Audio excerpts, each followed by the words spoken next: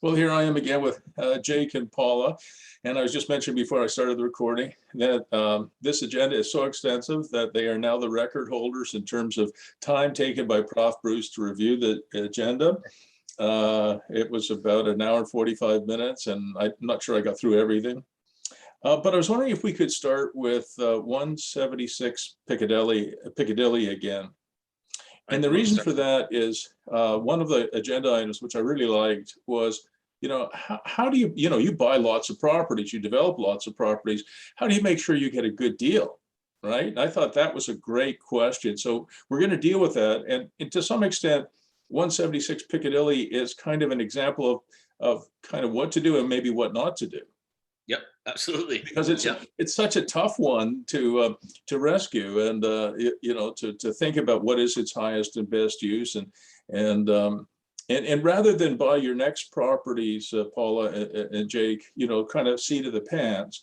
What we would like to do today and in the future is follow some kind of a process. I'm going to talk a lot more about that. Okay, Awesome. but part of that process is figuring out, by walking a property, by looking at its zoning, by looking at the neighborhood that it sits in, finding out what its highest and best use is. I mean, that's an old planning term. I bet you that goes back a few hundred years now. And it's still widely recognized in much of the world. What is a property's highest and best use? Now, highest and best use is something that's economically feasible, that is physically feasible, and that you can actually get approved, right? So let's say we had this great idea, we're going to build a 40-story apartment building in the middle of a single family neighborhood where the zoning is R1, residential 1, and the three of us say, oh, this is a great idea, but the likelihood of actually getting it approved is close to zero. So obviously that's not highest and best use. If you can't get it approved, you just can't get it through the planning process. So it has to be economically feasible. It has to be physically feasible. In other words, we aren't going to build something that's, say 2 miles high. Today, that's not physically feasible, right? I mean, you can't build a skyscraper. I mean, I think we are going to get to skyscrapers that are 1 mile high. I think we are going to get there. But right now, you certainly couldn't build one that's 2 miles high, just not physically feasible. And then you want to make sure that you can get it approved in a reasonable period of time. Does that make sense? Absolutely. Yeah. Okay. And another test that I put all of my properties to that I'm buying personally, and certainly for my coaching clients, is that you calculate your going in cap rate, right? Now, you don't have to do all of this before you buy a property, okay? I mean, because often, especially these days, the last year and a half or 2 years in hot markets, if you're doing all this analysis, somebody else has gotten in there and put an offer on the property and you don't get it. So what you want to do is you want to do a bunch of analysis after you tie it up. All right, because you just won't have enough time to do everything. So you see a property that you think, oh, that looks interesting. You have some kind of an inclination, an instinct that might make sense for our development company to buy that and do something cool with it, or as an investment. So, instinct does play a role. Right. And there are 3 tests that I put every property, or in fact, everything I do. There are 3 tests I use. My heart has to be in it. In other words, I have to be passionate about it. Presumably, Paula, when you saw Jake and Jake saw you, there was a bit of passion there, right? You liked each other. Now you have 4 kids. It took me 3 dates to get a kiss out of my girlfriend, who's now my wife. We have 5 kids, and when she finally did give me a kiss after 3 dates, Jake, I got lost going home. Right, I was well, I had to stop and cool myself down. I was so out of it. So I thought, well, maybe she's a keeper. And so instinct does play a role. All right, so your instincts are engaged and your passion is engaged. So your gut has to say, yeah, this is probably going to work. Your heart has to be in it. You have to be passionate about it, even about real estate, not just about girlfriends and boyfriends, wives and husbands. And then you have to do some analysis.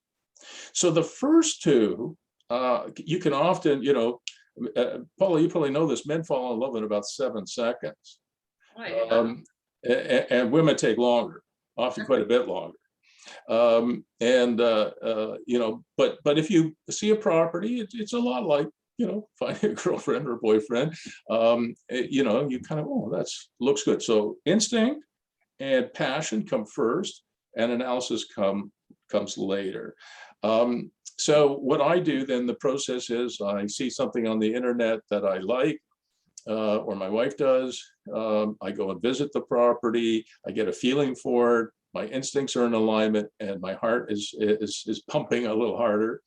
And then I tie it up. So I put in an offer, and quite often, as you may have already gathered from some of the stuff I've talked about and sent you to read, that I tend to buy properties that nobody else wants. I do. And, I think I may have told you, I don't remember, I bought a property in Belleville, a 3-story building in Belleville on Front Street. It's about a 12,000 square foot, 3-story building, and I bought it for $285,000, which is about $24 a square foot. And the building had been horribly mistreated. It looked terrible, but I saw great potential in it.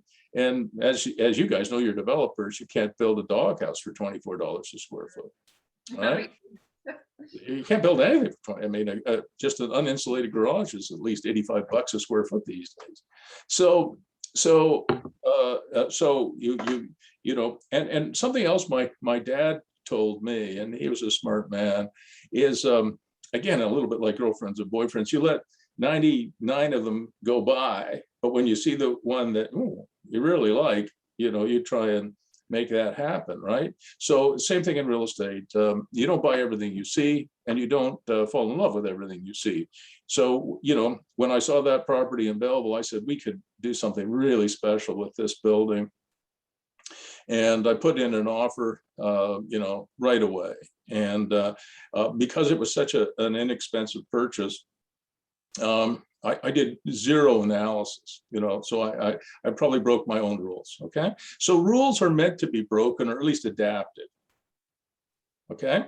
So some of the things I look for are long days on the market. That property I mentioned in Belleville had been for sale, I think, for 1 or 2 years. I look for great animation potential, how I can add new revenue streams to the property. And usually I do have, conditions in there of a week or 2 weeks or 3 or 4 weeks, depending on how complicated it is, during which time I do quite a bit of analysis. All right. So just before we got on this call, I worked on a spreadsheet for you guys. This is Piccadilly, okay? Can you see it here okay on my screen? Yeah. All right. So I just used some of the numbers that you gave me, Jake. I think your purchase price was $350,000. Yeah. You're talking about maybe renovating the building for $250,000. So your total cost will come in around 600 grand. Something like that. Does that make sense? I mean, did I get the numbers more or less right? For sure. All right. And then I did 2 cases, case 1 and case 2. Case 1 is LTR, that stands for long-term rental. So these are just guesstimates on my part. I just made up the numbers, but I'm going to send you this spreadsheet after so you can play with it. Okay. So I said, well, right now, Piccadilly will have, you're going to renovate the existing house. And I said, okay, maybe we can get $2,100 a month for it. And you're going to add a second unit. I think that's what you said in your email to me. And I said, well, it's going to be brand new as opposed to renovated. Maybe you can get $2,300 a month for it. I just made up some numbers. Yeah, no problem. This gives you a gross operating income of $4,400 a month if you had 2 units. All right. That works out to about $52,800 a year of gross operating income. GOI obviously stands for gross operating income. And then you've probably seen this in some of my spreadsheets already. I take off, just as again, a rule of thumb, 34% for OPEX. OPEX is operating expenses. So that nothing to do with mortgage, right, guys? Yep. Operating expenses are your property taxes, your insurance, your repairs and maintenance, your property management, your vacancy allowance, everything except your mortgage. All right. So on a new build, it should be less than 34%. And on some older buildings, it can be more than 34%. But that's a number I see over and over again. So I tend to use. So I estimate your OPEX on something like this would be about $18,000 a year, which would leave you at NOI, a net operating income of about $35,000. So finding out the cap rate on this is very simple. You simply take your net operating income of about $35,000 and you divide it by your total cost of $600,000, and I got 5.8%. So, as you know, I set a goal for myself and for everybody I coach of having a cap rate of not less than 6%. Now, my preference would be to have a going-in cap rate of 6% rather than an after renovation cap rate of 6%. But be that as it may, whatever, never less than 6. Okay, and that might change. I mean, if inflation really gets a hold of Canada, the United States, and other parts of the world, we may have to change that minimum cap rate from 6% to something higher. But for now, until inflation proves to be durable and maybe even uncontrollable, it's 6%. But that goal could change. Okay, guys? Yeah, makes sense. All right. But for now, it is. And probably the fair market value cap rate, the selling cap rate, or the what your appraiser, would use is around 4.5%. You understand where I'm going there? You know, and if your appraiser is doing an appraisal on 176 Piccadilly or any of properties like this, just based on comparables, he or she are going to come probably too low. So what you want to do is you want to shop for an appraiser who understands commercial real estate and does use the income approach to appraise your properties. I mean, they can do comparables, cost to complete, less depreciation. They can do other things as well, but this has to be part of it. Okay, guys? And so one of the things I do before I have any building appraised, residential, commercial, mixed use, doesn't matter, is I have a discussion with the appraiser and I have a discussion with him or her. Most of them are guys. So I ask them what their approach is. If they tell me they only use comparables, I fire them. They never get a chance to work on my buildings because almost always comparables are, comparables, you're usually looking in your rear view mirror, right? Oh, this building sold similar to yours a year ago. Well, a year ago in Ottawa, it means it's 30% below fair market value today. So that's not very helpful. Okay? So you know how to establish the fair market value for Piccadilly if these numbers were even slightly accurate. You would simply take your net operating income divided by the fair market value cap rate, and that gave me a value of 774. Very similar to the number, Jake, that you sent me. You said, if you were to, do this renovation, you'd probably be able to sell it for 700 or 750. Correct. Now, if my dad were still here, he would shake his finger at you. He used to do that to me a lot. He would shake his finger at you, Jake, and say, for you to spend $600,000 to sell it for 700,000 is a complete waste of your time. 100%, I agree. If you make 150,000, it's okay, but it's nothing to write home about, to be honest.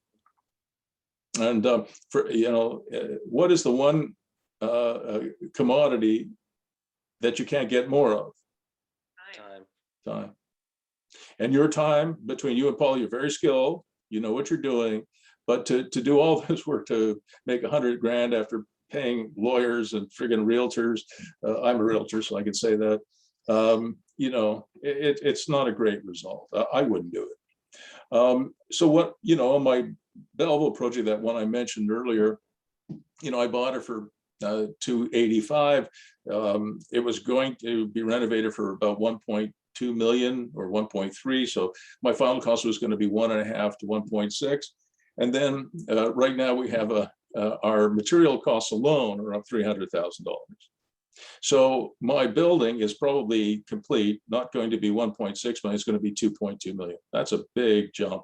Nothing I can do about it. And we're in the middle of a pandemic, supply shortages being what they are, labor shortages being what they are.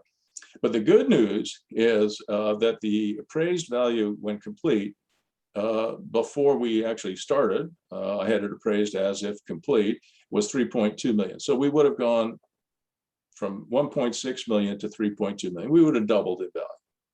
But with the cost going up as they have to about 2.2 million, the good news is rents have gone up and the appraised value is coming in closer to 4 million. So we didn't quite double our money, but we came pretty close, probably an 80% uptick. And again, if my dad were here, he would say, that's what a developer should do, because the development business is so difficult, takes so long to do. There's so much risk in it. It's so capital intensive that if you don't make 100% on your projects, you will eventually go broke. All right. Yep. You guys following me so far?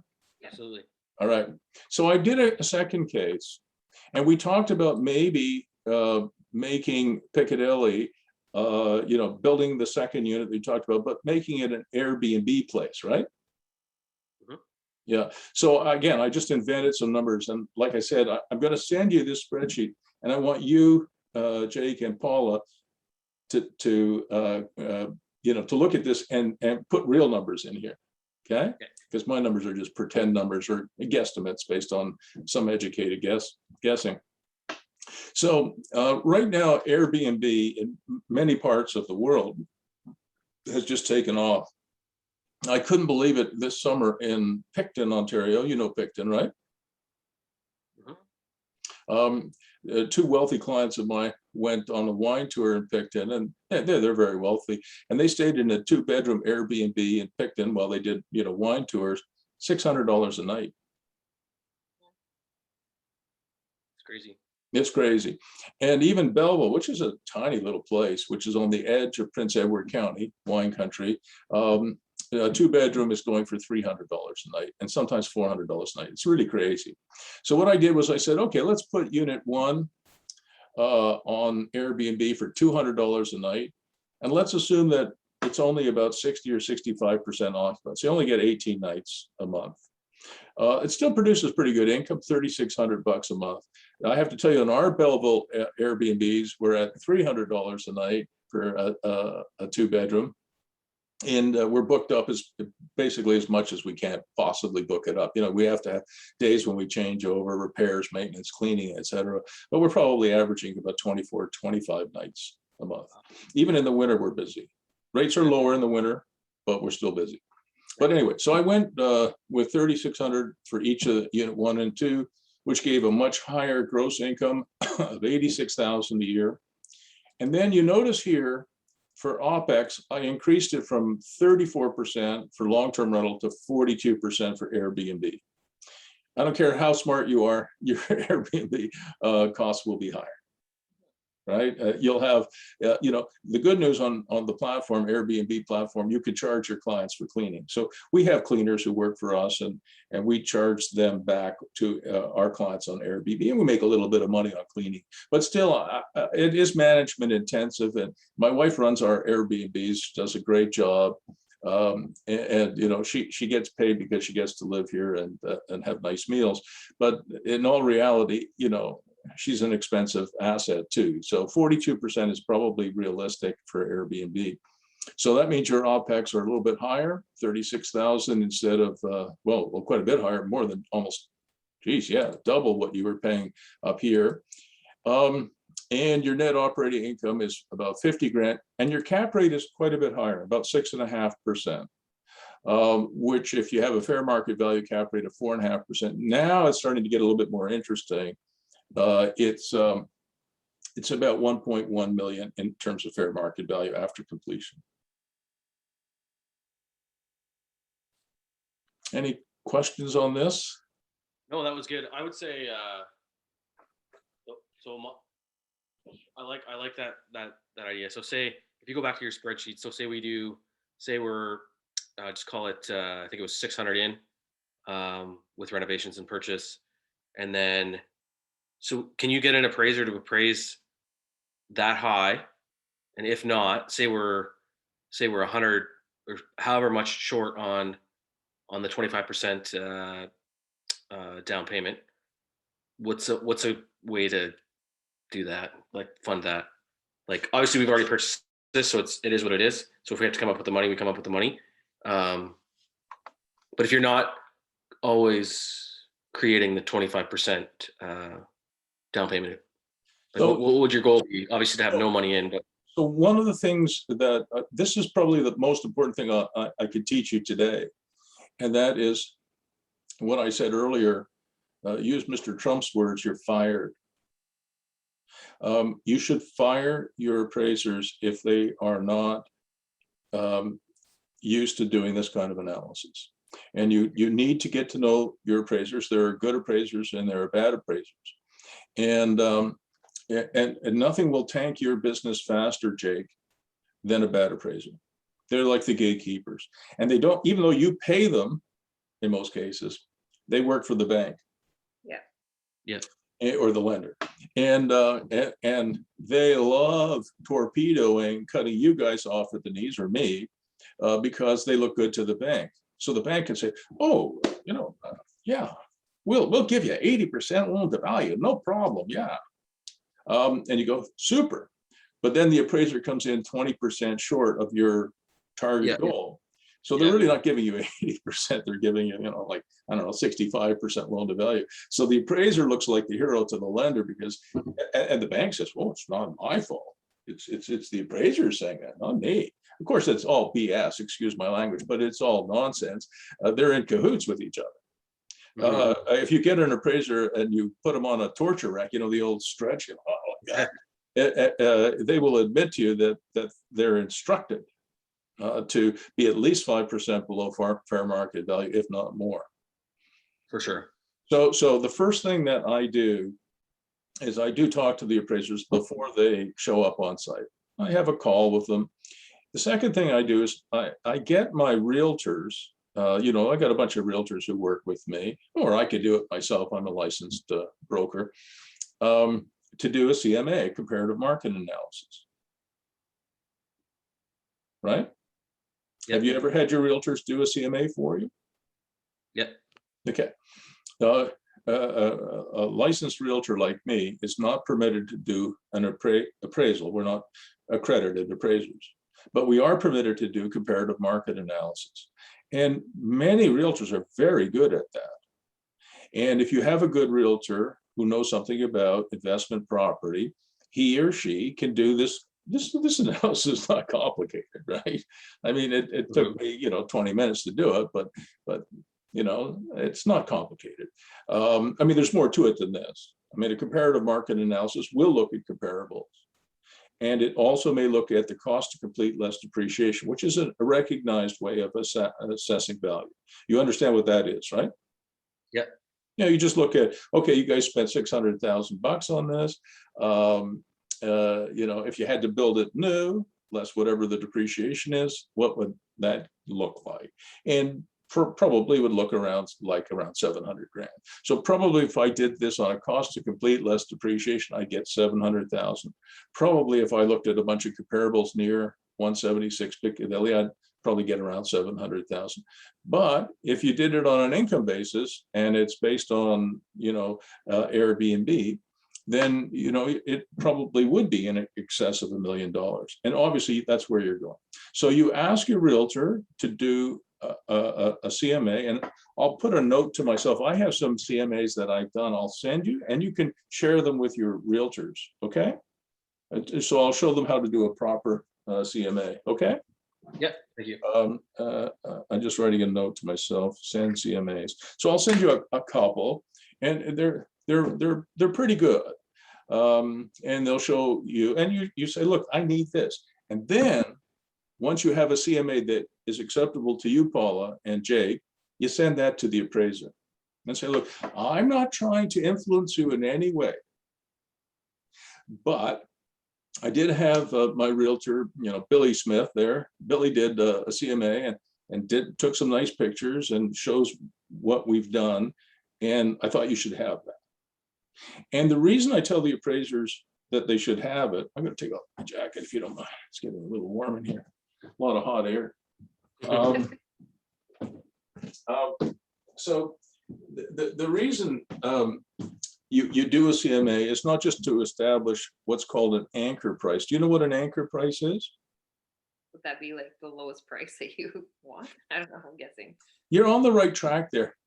Let's say you were talking to me about coaching, and I said to you, Paula, You know, Mary, she does some really good coaching, and her cost is, you know, about $5,500 a month. You go, "Ooh, that seems a little bit steep." Yeah, and but she's very good. But I do something similar, and I'm $1,500 a month.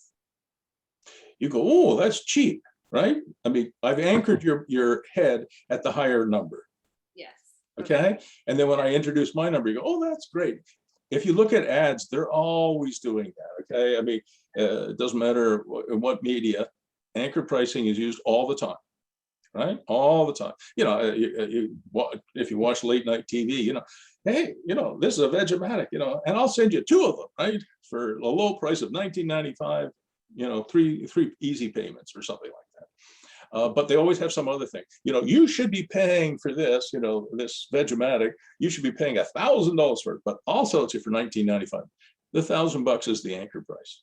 Yeah. And unfortunately, human beings are very, very easily swayed. All right. So what I do is I do anchor pricing.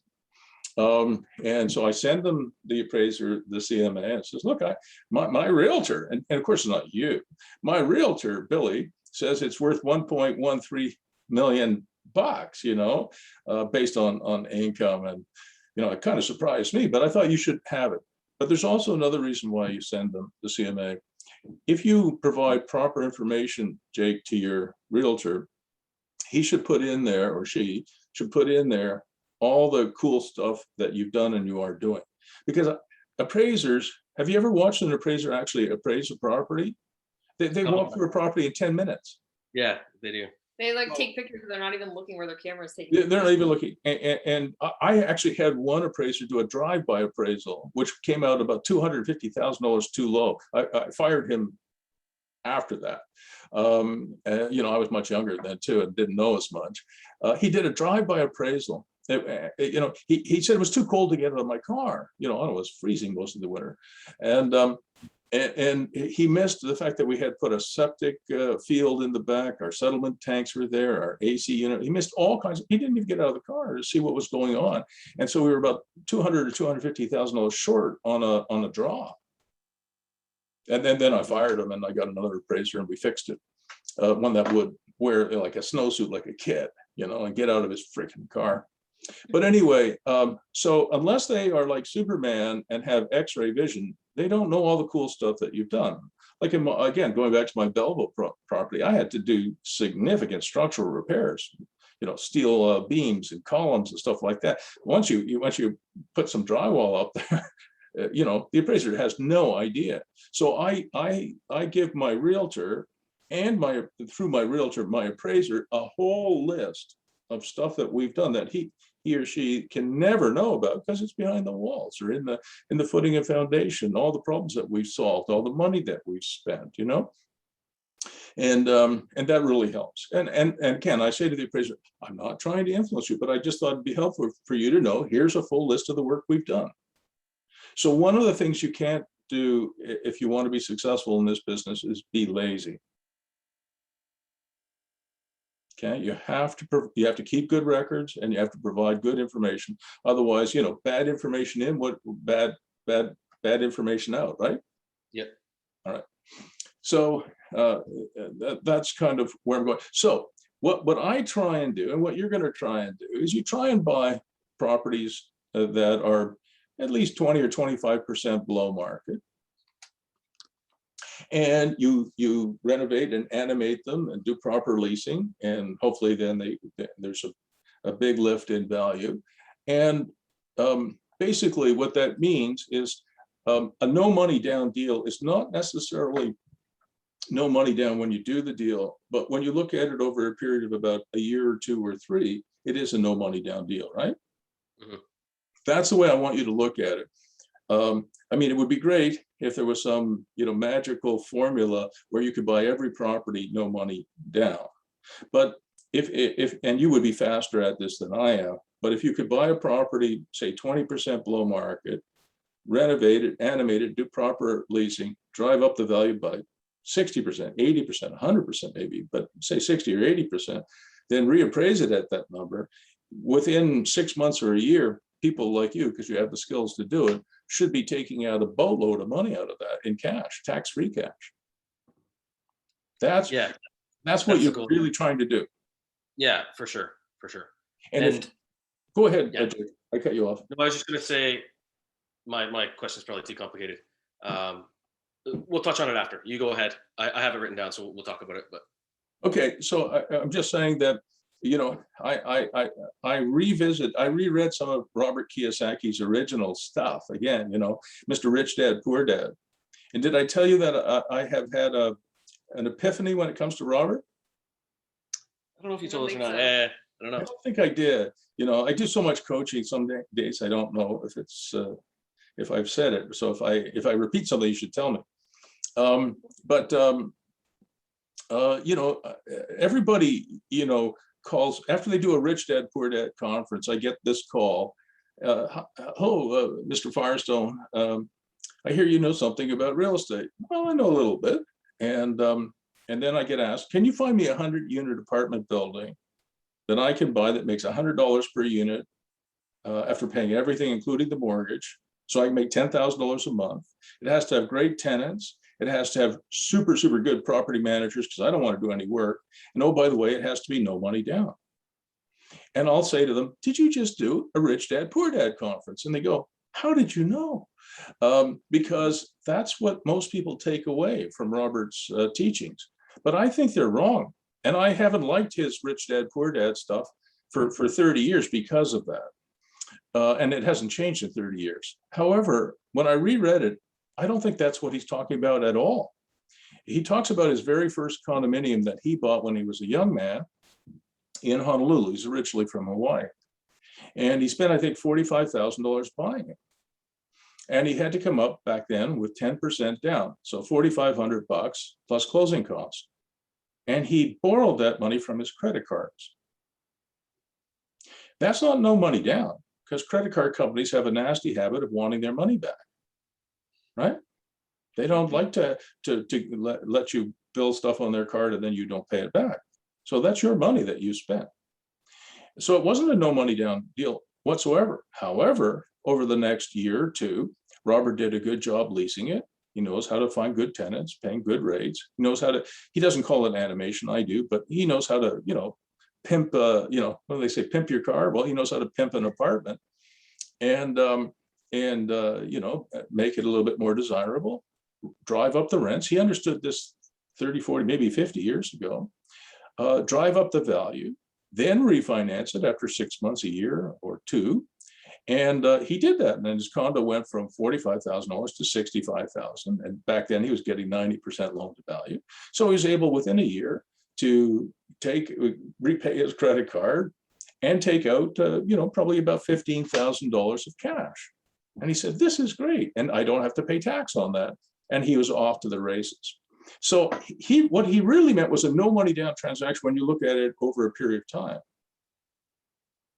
And even if you have investors who are putting in the $4,500, you know, to help you buy the condo back then, investors want their money back too, you know, just like a bank. So it's not no money down.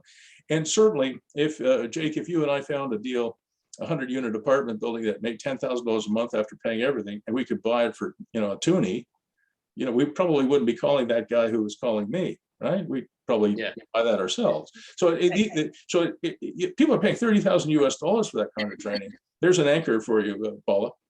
You know, people are paying $30,000 for that kind of training. And I don't fault Robert.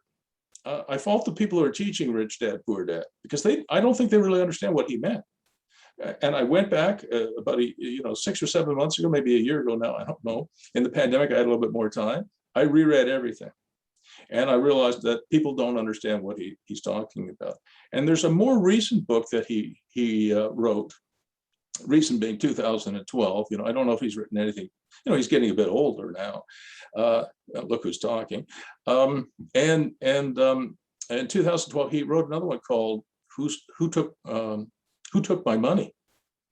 And in the book, he says, "Fast money beats slow money."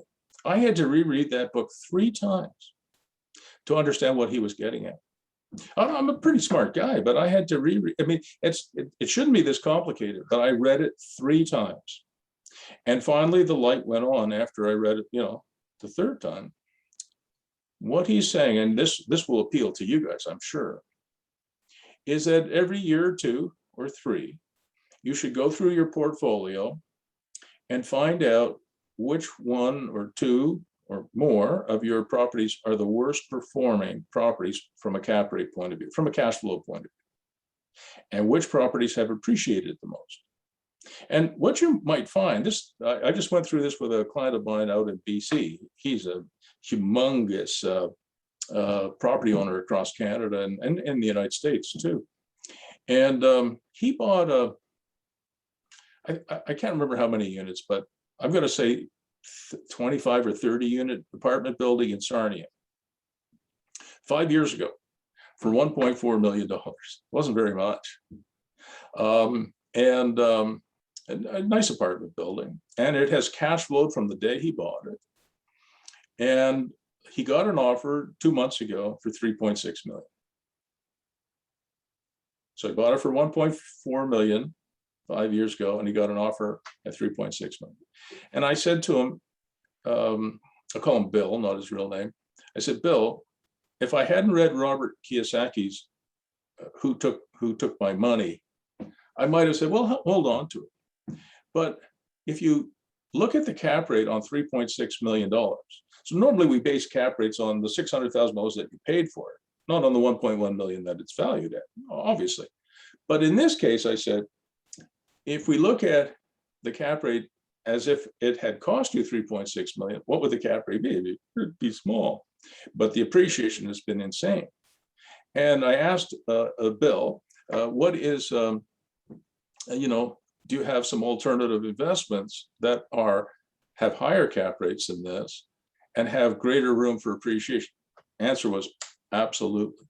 So I said, every once in a while, it does make sense to cull from the herd, to take the little weaklings out and strengthen the herd. And I call that trading up. And so Robert has added a little new wrinkle, new being 2012, which I think is really important, and that is to increase the speed of your money. So there are times when you should sell. And 6 months or a year ago, I might have said no to that question. And then with what Robert has taught me, really, I would say yes. And so Bill and his spouse are going to sell this building. And they're huge in the mini storage business, which has a much higher rate of return than that building in Sarnia. And they have many opportunities in front of them to expand their mini storage business. So that's what they're doing. So I thought so I'm not saying that you should be flipping all the time, because that is a mistake too. So I still want you guys to be buy and hold, but every once in a while, look through your portfolio. The cap rate here is not as great as it maybe could be. We have better investments that we could put our money in, and it has appreciated, and maybe it's risen to, it's close to its peak, at least for now, value. And those are the ones you probably should sell. Makes sense. All right, good. So we're not quite finished with Piccadilly. So one of the things that I wanted to show you guys, and I may have already shown you some of this, but whatever, I think some of it will be new, is, I like microsuites, right? Yep. And I mean, this is a typical microsuite. This one's probably about 300 to 350 square feet, right? So you come in the door here, you've got a sleeping area here, you've got a bathroom here, micro kitchen here, sort of entertainment and work area here, and hopefully some access to the outside. That's basically what it works out to. And one of the things that I'm going to show you as well is a building I just bought a few months ago, and I'll show you what we're doing there in a minute. But I like microsuites, and so when you think about the existing building that's at Piccadilly, I asked you this before. How many bedrooms is it going to be? So the existing building now, the footprint's around 750, and it was a 2-bedroom. Small home, Yeah, obviously. 2-bedroom. So the question I'm going to ask you, and I don't want you to answer now, I want you to think it through, is could one of those bedrooms be a microsuite? its own self-contained microsuite with its own door to the outside. And I'll show you why that's important in a moment, okay? But I want you to think about it. Okay, when you renovate that, if in fact that's what you decide to do, if you renovate that building, can one of those bedrooms be its own microsuite? So this one's pretty big, 300 and 350 square feet. Here are some others that we've done over the years. This one is smaller, and you can see, because we had the ceiling height, we have the same thing in Belleville, this one building I've been mentioning throughout. We have about a 14 or 15 foot ceiling height, so we can into a microsuite, we can make it a 200 square foot microsuite and have kind of a piece of furniture. So we don't show this, the second level in the building permit, because it's a piece of furniture as opposed to part of the building. Do you understand? Yeah, Nice. I like that. Yeah, yeah. So we did this one so we can get tremendous, bang for our buck. And when people come in and they see this, guys, they throw themselves on the floor and say, where do I sign? You know, this particular unit, we had 30 offers on it. Yeah, it's awesome. Can I ask a quick question? Sure. As far as definition of micro suite, so does that have no cooking? Does it have No, cooking? microsuites have, sorry, I'll go back here. They do have a micro kitchen. So typically what we'll do is we'll put in a hot plate. You know what a hot plate is, right? Yep. Yep. It's stovetop, basically. That works on 110. Okay. We'll put in a microwave. Yep. We'll put in sort of a mini fridge, a wet bar fridge. Obviously a sink. We'll have a small refrigerator. We'll have a toaster oven.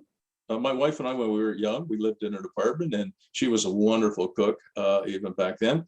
Well, she was fat. She grew up on a farm, and they would cook for like 12 to 15 people every day. And from the time she was a little girl, she was doing that. Yeah, she could make like Thanksgiving turkey and a toaster oven. So we equip these things. I mean, you can do everything you can pretty much that you want to, right? But they're very small, and like we can put micro kitchens in for under $2,000. So does that, so my, really not nice. to kind of go off, not to sidetrack you at all, but I was just curious as far as, is that considered like a dwelling unit? Like as far as permitting, like how does that, Like for zoning. for zoning and like bylaws and stuff like that? That is a wonderful question. I can you hold that for a moment? Absolutely. Yeah. Because I will answer that question in a second when I show a couple other slides. And if I forget, you remind me. I'll ask you. Yeah. All right? Okay, just in case. This one is not one that we've done, but you get a sense of it. You know, the bathroom is here, the sleeping platform is here. You've got a work area, kitchen area here, dining area here. I don't really like this one. You're going to bang your head here, I just put that in there because it's just other people are doing it too. This has nothing to do with me. Now, this is where the question about building permit and zoning comes in. This is a friend of mine, a coaching client of mine, Ken and Natalie McKenzie. And they're older than you guys, and they're getting ready for retirement. They'd be in their 50s now. And they I think one or both of them have a pension, but they're pretty small, and they're wondering if they can do something to help themselves. So I went out to visit them. This is their principal residence, and I wasn't sure what could be done. But I want you guys to look at, you see this little veranda here? Mm-hmm. And there's a glass, bunch of windows behind it. Keep that in your head for a moment. So in behind this glass window, when I went inside, these are pictures I took, I found this ginormous living room. And this is a picture I took in this direction. And this is a picture I took in the other direction. And in this particular house, they had not one, but two living rooms. And I said to Ken, well, what do you need two living rooms for? Well, we hardly ever use this one. So you'll see in the next slide, remember that glass wall? You can see that's my reflection there. And there's Ken's next to me. This this second living room of theirs actually already has a door to the outside. You following me so far? Mm-hmm. And it has its own little private patio. And I said, oh my God, Ken, Natalie, you have the perfect microsuite. And so all you need is 8 feet of drywall, and it's got its own ingress and egress. Now, In terms of building permit, I'll just stop sharing for a moment. In terms of building permit, you're allowed to put a wet bar and another shower, bathroom, anywhere you want in the house, you know, I mean, within reason, I suppose. I guess every room could have them. So what Ken and Natalie had to do, because they already had a 1-bedroom apartment down below, and the zoning only allows them to have in Ottawa, or sorry, this was Rockland, a small town, Ontario. They're allowed to have the main house with an ancillary unit, but not 2 ancillary units. It's an R1 zone. So they already had the 1-bedroom unit, but this thing was perfectly set up for a microsuite. So what they did was they put in 8 feet of drywall, insulated, with a connecting door that, you know, was just like any door. It wasn't locked or anything. It was just, you know, double handle set. And they put a wet bar in this thing and a nice bathroom. Renovation wasn't very expensive, and they furnished it. And they had a building permit for it as well. No problem.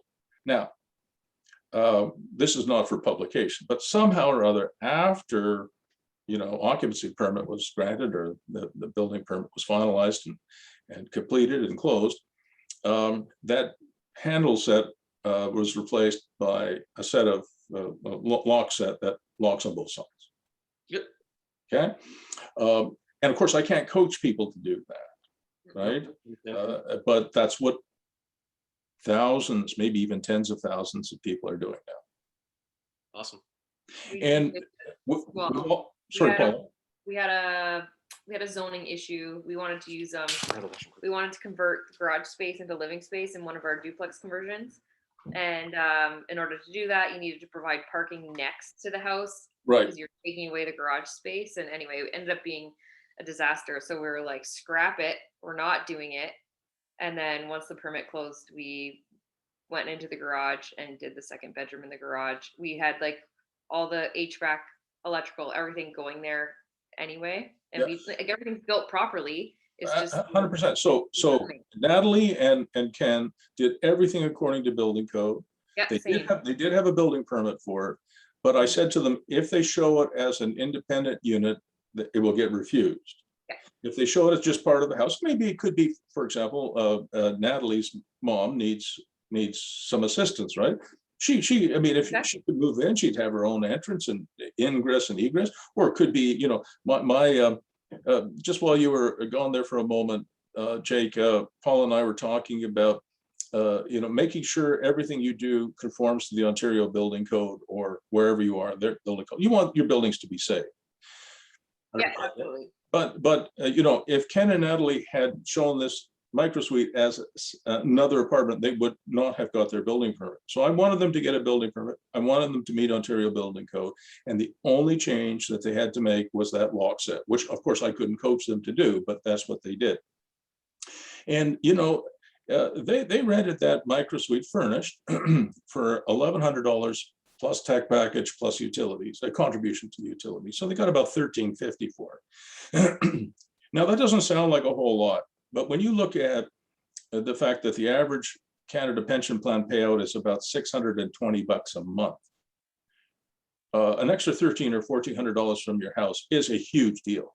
Yeah, absolutely. Yeah. And if you look at your cap rate, you know, from an investor's point of view, that's a huge friggin' deal.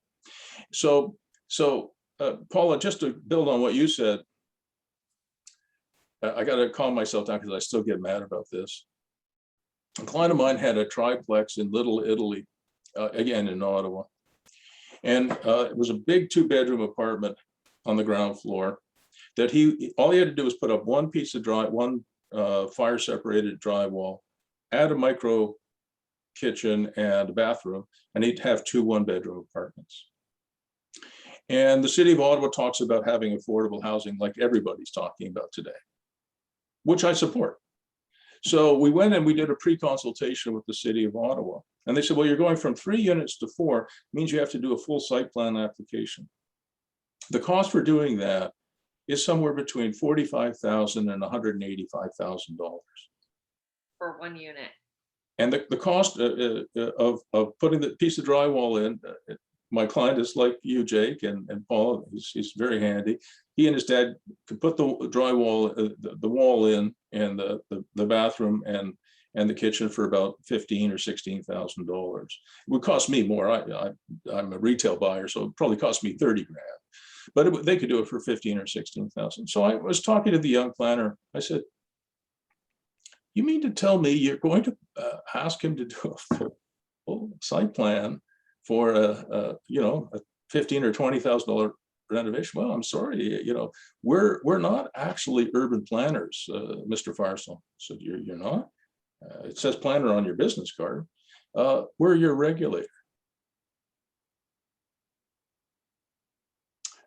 Now, for a guy like me, that doesn't go down too well. And probably not for you either. The last study that she asked for was an architectural heritage overlay streetscape study. So what the heck is that? I've heard of almost every kind of study, but I never heard of this one.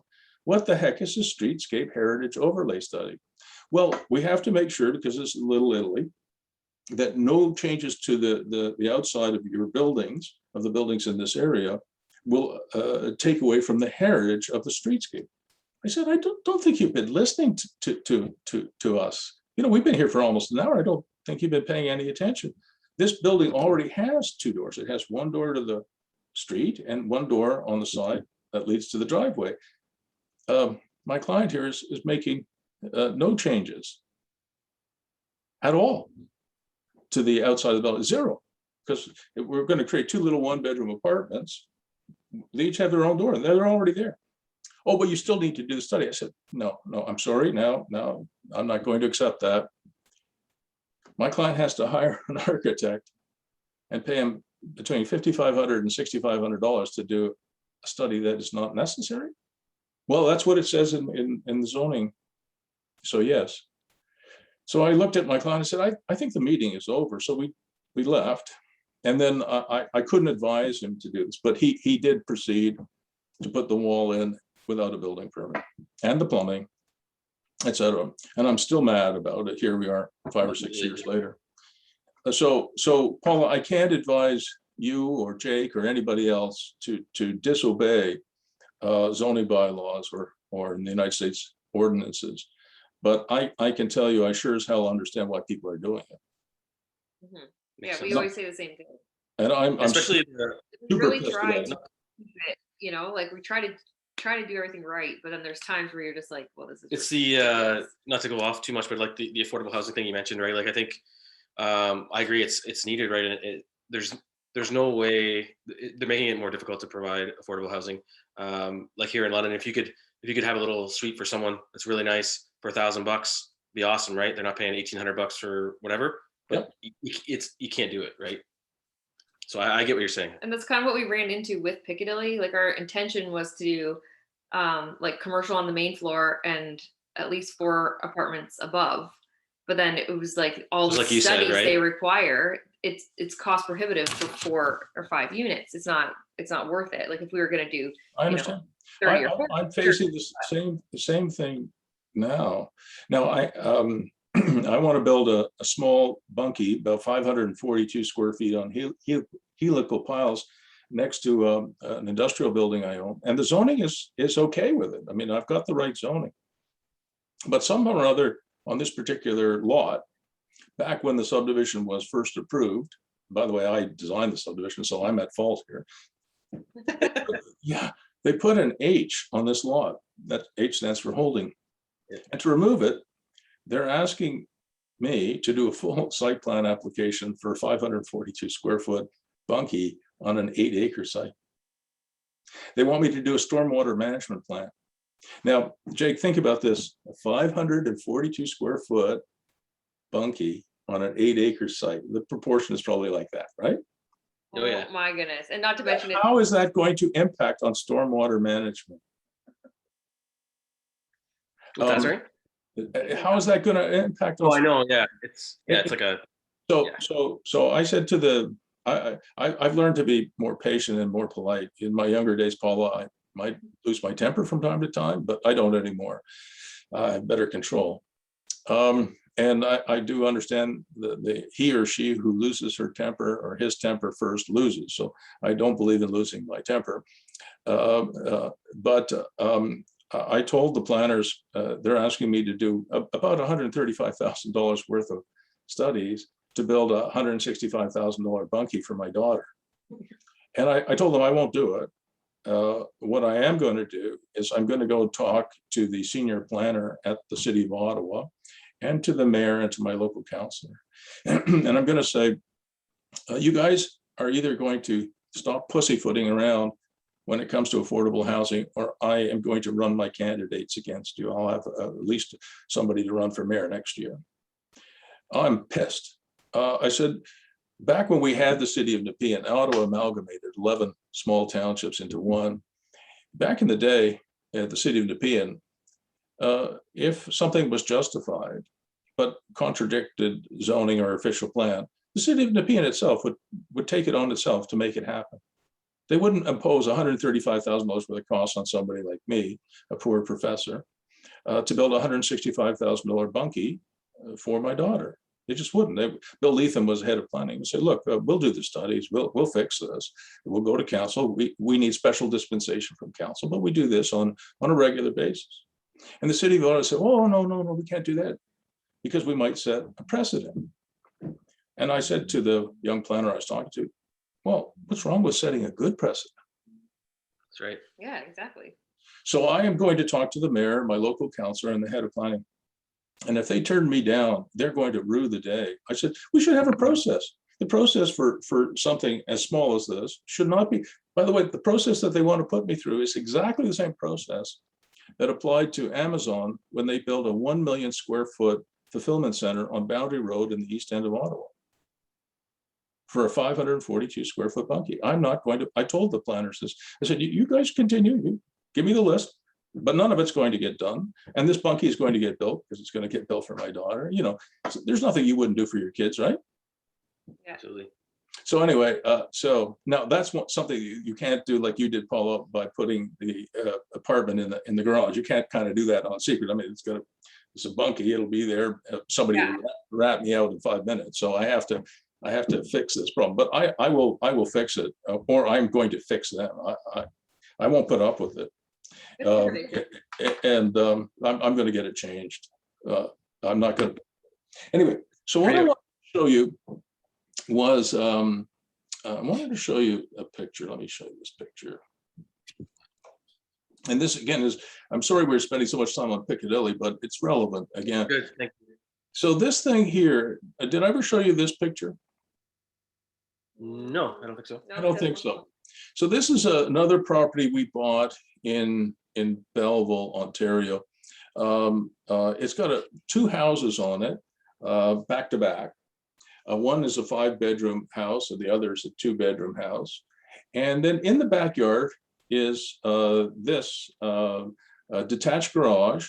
We built, we think in the 1930s, built quite well. It's, it's typical of what they were doing back then, good concrete floor, double brick, it needs some work, mind you. But so when I looked at this, I said to my wife, we just found, the little leprechaun went into the backyard and left us a pot of gold. And my wife said, that doesn't really look like a pot of gold, honey.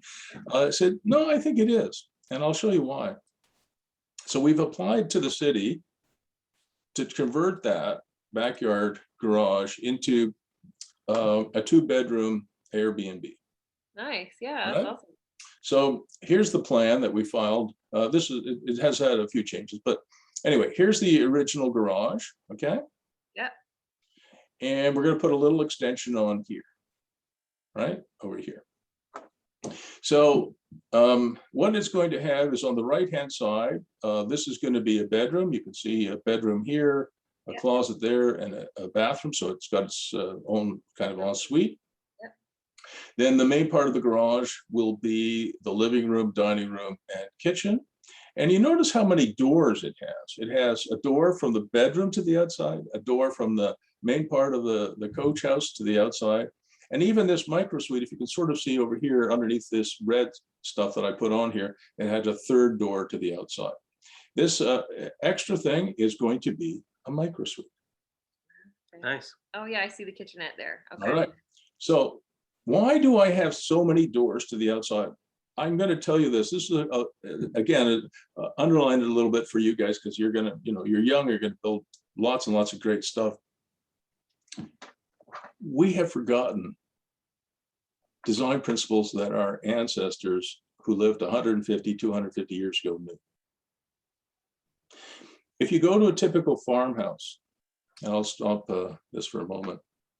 If you go to a farmhouse, that was built 150, 200 years ago, you'll notice how many doors there are to the outside. And typically what they would do is, like, the boys' bedroom would have a door to the outside. And of course it would have a door to the inside too. So it would be a double-loaded room. The door to the inside would open up into the living room, dining room, eat-in kitchen. And the door to the outside would be what it is. The reason you have so many doors in a farmhouse is it eliminates internal corridors. Do you understand that? It makes the house bigger without actually having to build any more square footage. So whenever I see designs today, I look at them and I shake my head. Architects are only concerned about pretty. And unfortunately, I spent 14 years teaching architecture at the Israeli School of Architecture and Urbanism. And I like architects, but they put their art first. And one of the things I wanted to teach you is that all the ideas, almost all of the ideas for animation, functional programming, return on investment, making a building work better, not just for you as owners and investors, but for residents, guests, passersby, neighborhood, community, everybody. Those ideas are coming from you, not from your architect. Your architectural technologist, he or she can do a great job on the technical side of your drawings, which you need, so your buildings don't fall down. And the architect can give you pretty. That's it. So don't go to your architect or architectural technologist or an urban planner or anybody else for highest and best use. You have to learn that yourselves, and you have to come up with all the ideas for 99% of them. You probably already know that. Right. Okay. So the boys could come in from the fields, Paula, and they could go into their bedroom, hang out, without having to go through the kitchen, tracking their muddy boots, and go through a corridor into their room. So in a way, you've made it bigger without making it bigger, and you made it work better. Okay. And just a little aside is, often you'll see too that you've got the boys' bedroom was here with a door to the outside, and then they open this door and there's another bedroom in the interior. That was the girls' bedroom. And the boys were not allowed to go through the girls' bedroom. So if they wanted to get into the kitchen, if that's the way the layout worked, they had to go outside to come back inside. They were never allowed in the girls. And the girls weren't allowed to have doors to the outside world because, back then they were worried about some kind of trouble that they could get into. So as you go through older homes, you'll often start to see these kinds of things. But those people friggin' knew what they were doing. We built better cities in the 1880s and 1890s than we do today, by far. And if you guys want to design something, you know what a brownstone looks like, right? I love those. Yep. She loves those. And we're going to talk more about those later. Okay, so let's go back to this design. So really the only change that I made to this particular design was when I looked at it, we had 3 doors facing the street. I didn't like that look. So I turned this door 90 degrees. Do you understand? Yeah. So, Yeah. so now I want you to really focus on this. Let's do some arithmetic. All right. And this is thinking about your 2-bedroom home at Piccadilly, okay? If one of the bedrooms is a microsuite, look at all the options you have. So you walk in here, you come in here, you've got a bed there, you've got a bathroom there, you've got a wet bar, you've got a little work area here, and you've got a connecting door, all right? So here are my options once this is done. I can rent this out as a 2-bedroom unit on the long-term rental market. Anybody wants to rent it, I could rent this in Belleville for about $2,200, $2,300 a month, long-term rental. Or I could rent out a 1-bedroom place and a 1-bedroom microsuite on the long-term rental market. So I'd have 2 rentals instead of 1. Or I could put them both on Airbnb. And if I put them on Airbnb, I can put them on Airbnb as a 2-bedroom Airbnb or a 1-bedroom and a microsuite on Airbnb. I can rent them separately. Or I could put this one on Airbnb and rent this out long-term rental, or vice versa. Do you understand how many different options it gives me? Yeah. And now, when it comes to Belleville, these are going to be on Airbnb. You know, at $300 a night, I'm going to put them on Airbnb.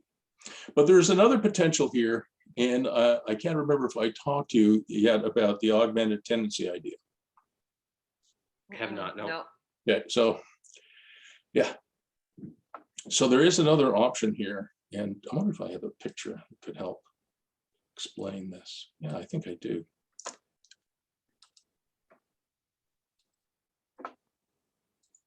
I'm going to show you something that is truly revolutionary. And I'm patting myself on the back here because it's my idea. Oh yeah, we want to talk about this. I don't know if I put this on our agenda, but it was on my list to add. So yeah, you wanted us to talk about this last time, so this is good. Yeah, I think we ran out of time.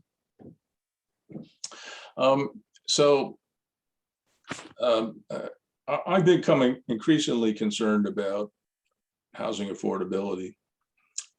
My dad worked with C.D. Howe. He was the Minister of Everything in post-war reconstruction after World War II.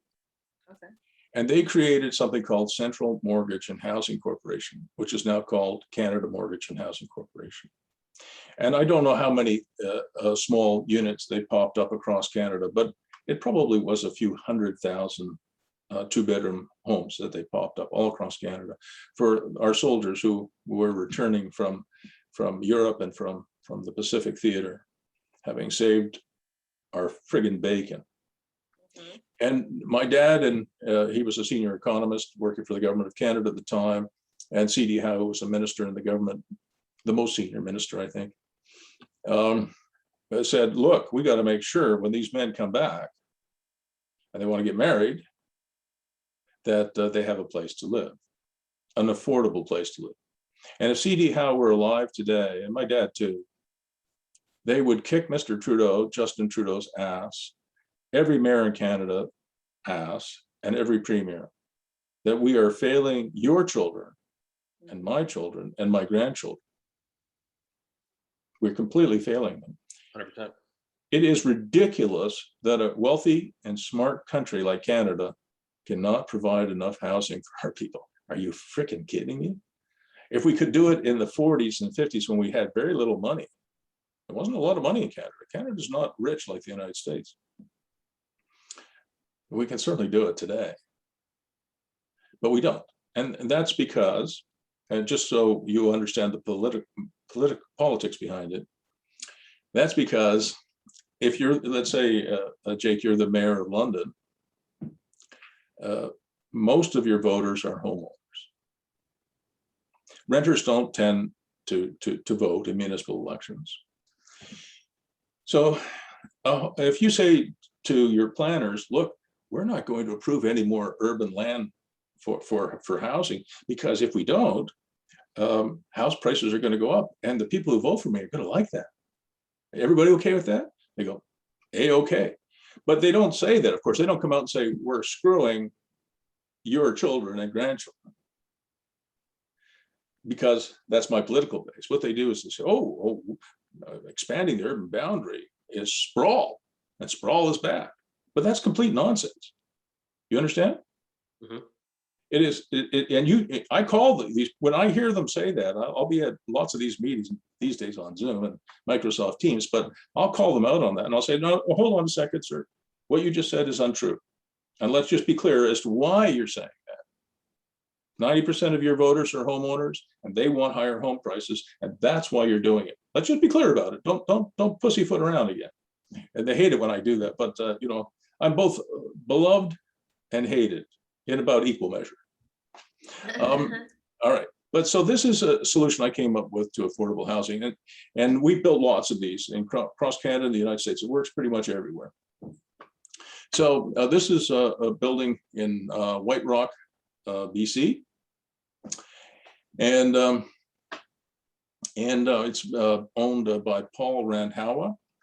And so this is the quarter here, and it's very similar to what I showed you on my 140 William Street Belleville plan. So here's the quarter, and this is like a 6-story building, and it's got 2 bedrooms. You can see bedroom here, but the thing in blue is a microsuite, and it's a lock-off suite, and there's the connecting door. So let's say, Paula, you and Jake own this building in White Rock, and you decided to lease me this 2-bedroom unit for $2,500 a month. Here's the difference, though. In the lease that I signed with you, I have to rent out the lock-off suite. I'm required to sublet it. Most landlords hate subletting, but in an augmented tenancy, it's required of the tenant. So if the tenant doesn't want to do it, don't sign the lease. So an old dude like me comes along and says, Paula, you're on. $2,500 a month for this nice 2-bedroom, I'm in. And let's say I got my PSW license, my personal support worker license.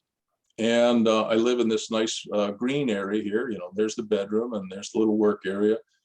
Bathroom is here, kitchen is here, entertainment area is here, and there's the balcony. I can, assuming I'm able to do it, I could bring in an elderly person like this, quite a bit older than me, I would think, and I could look after her. What do you think you pay to have retirement residence for your grandmother, Paula, today? I don't know, is it like $3,500 a month, maybe? Yeah. Yeah, in Ottawa, it ranges between $5,000 and $6,500 a month. In White Rock, BC, it's about the same. It's about $6,000 a month.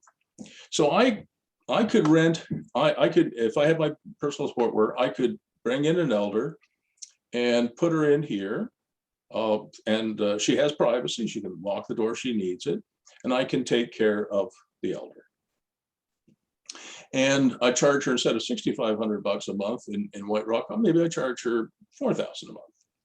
So now think about it. I'm paying you guys $2,500 a month, and I'm taking in $4,000 a month in income here. I'm living in my own beautiful White Rock apartment for a negative amount of money. But wait, it gets better. That's like the Vegematic commercial. You, in your lease, take 20% of my revenues that I derive out of this lock-off suite. It's called a percentage rent. It's a commercial term, but it's applied to a residential unit. So what that means is I'm renting it out, and say it's 25%. I'm renting it out to this lady for $4,000 a month. 25% of that goes to you as my landlord. It's your percentage rent. So now you're not getting $2,500 on this unit. You're getting $3,500. But I am still living in my own apartment for a negative amount of money. Do you understand? Yep. So what would it be like, Paula, to put an ad on Kijiji? Does anybody want a beautiful apartment in White Rock, BC? It's a suburb of Vancouver, for free. Do you think you'd get a few tenants? Yeah. How about London? Yeah. Oh, yeah. Now, there are lots of other things you can do. You could, I don't have a PSW, but if I was living here, I could put this on Airbnb. And Airbnbs in White Rock are even busier, believe it or not, in the winter than they are in the summer. That's because they have, cold day in White Rock in the winter is, 4, 5, or 6 degrees Celsius, whereas in London, what's a cold day in London? It's pretty cold. Mm-hmm. Yeah. So Airbnbs here are getting about $250 a night. If you have 20 nights, it's $5,000. Your 20% would be, again, $1,000. I'm making $4,000. Now, think about it from the landlord's point of view. How much extra work are you doing if this is on Airbnb? None. None. How much extra work are you doing if this is, say, a nail bar, if I know how to do nails? Yeah, none. Or if I run my registered massage therapy practice here? Yeah. Right? Or I take in an elder. So landlords make more money with less work. And this is a solution to affordable housing. I coach some not-for-profit organizations, for example, Emily Murphy, nonprofit organization, and they've embraced this concept. And it's for single moms. And they are using the lock-off suites or the micro suites for daycares. In Ontario, I think you could take in 5 kids, and typically they charge about $1,500 a kid. So they can make $6,000 or $7,000 a month. For a woman who has her own kid, to have a lock-off suite where she can make $5,000 or $6,000 or $7,000 a month, that is life-changing. Absolutely. All right. So I wanted to show you all of the alternatives. So on Piccadilly, that little house could have quite a future. For sure.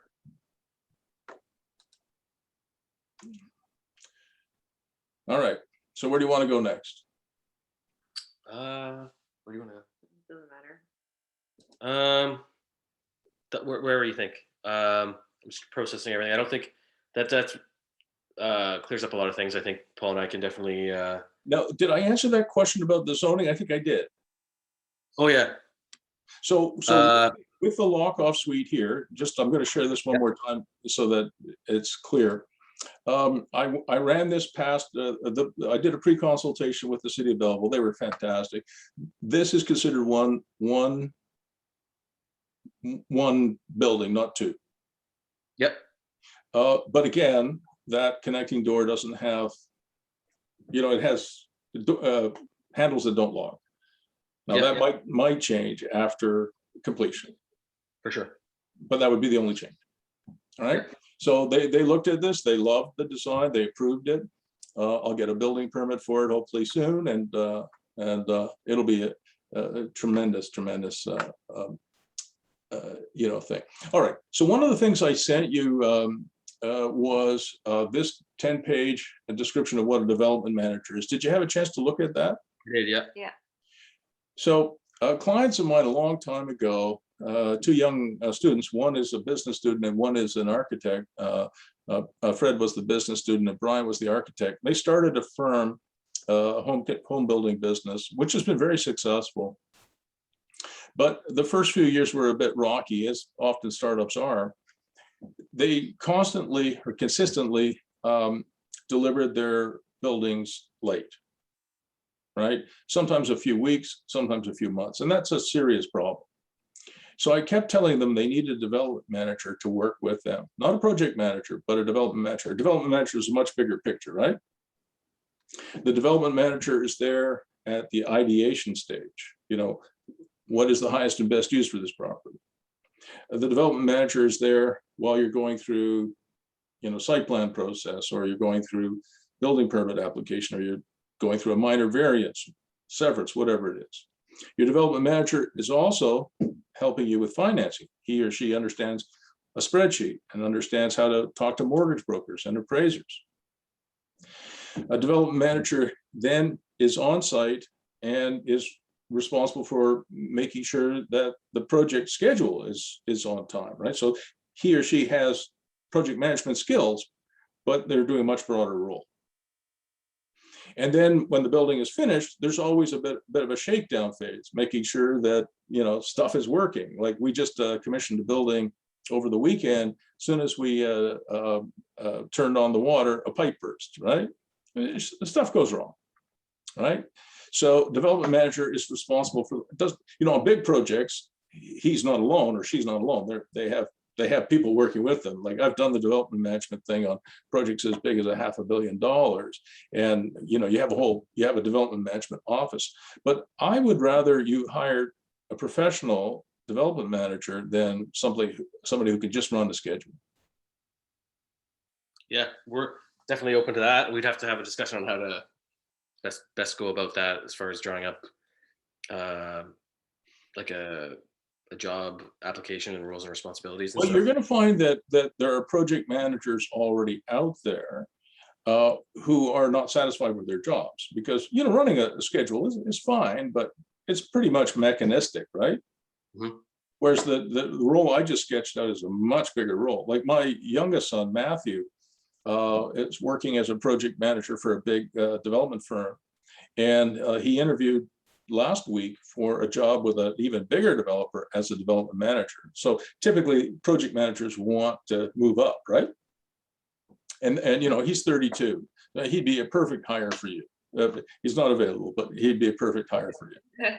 Well, he would. He's a smart, handsome, tall. He's got hair. You know, he's I don't have any hair, so look who's talking. But you know, he's a really neat guy. He's very smart. Got that from his mom, I think. And you know, yeah, I hope he gets the job. You know, because he certainly has all the skills. You know, he's when he was at school, Paula, you might get a kick out of this. When he was at university, he had a job working in a sports store called Kunstad Sports, making back then, I think, $8.50 an hour. And so to make any kind of money, you know, he had to put in a lot of hours, right, at $8.50 an hour. And so he could make about $8,000 a year in his job. And he came to me when he was 17. He said, "Dad, I'm going to go get my real estate license." So he did. And his mother and his grandmother, who come from, you know, a farm background, said, "You're going to quit that great Kunstad Sports job where you work, you know, 1,000 or 1,500 hours for $8,000, at least 1,000 hours anyway, to become a part-time realtor to make 25,000." And Matthew said, "That's right. Why would you ever do that?" Because I couldn't imagine him giving up the certainty of getting paid every 2 weeks for the uncertainty of, you know, getting paid in lump sums. But he said he didn't he's an entrepreneur too, right? Why wouldn't you want to make $25,000 for 500 hours of work instead of $8,000 for 1,000 hours of work?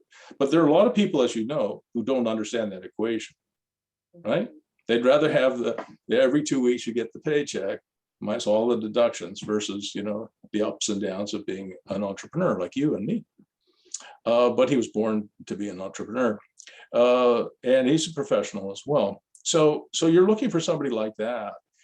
He's probably, most of them are guys. It doesn't mean that a woman can't do it, but most of them are men. And they're going to, if they're project managers, they know, you know, the neat thing about it, Matthew, is he's actually worked on construction. Like, he knows how to, you know, use tools and equipment and build stuff for real, not just pushing paper. So you're looking for somebody like Matt, who's got some construction bona fides, he's got some project management skills, got some education, and you're looking for somebody young that you can teach in your way of doing business. That's what I would look for. Okay. But who wants to be a development manager? Yeah, no, absolutely. Yeah, probably need some help with that, getting all that stuff figured out when we go forward.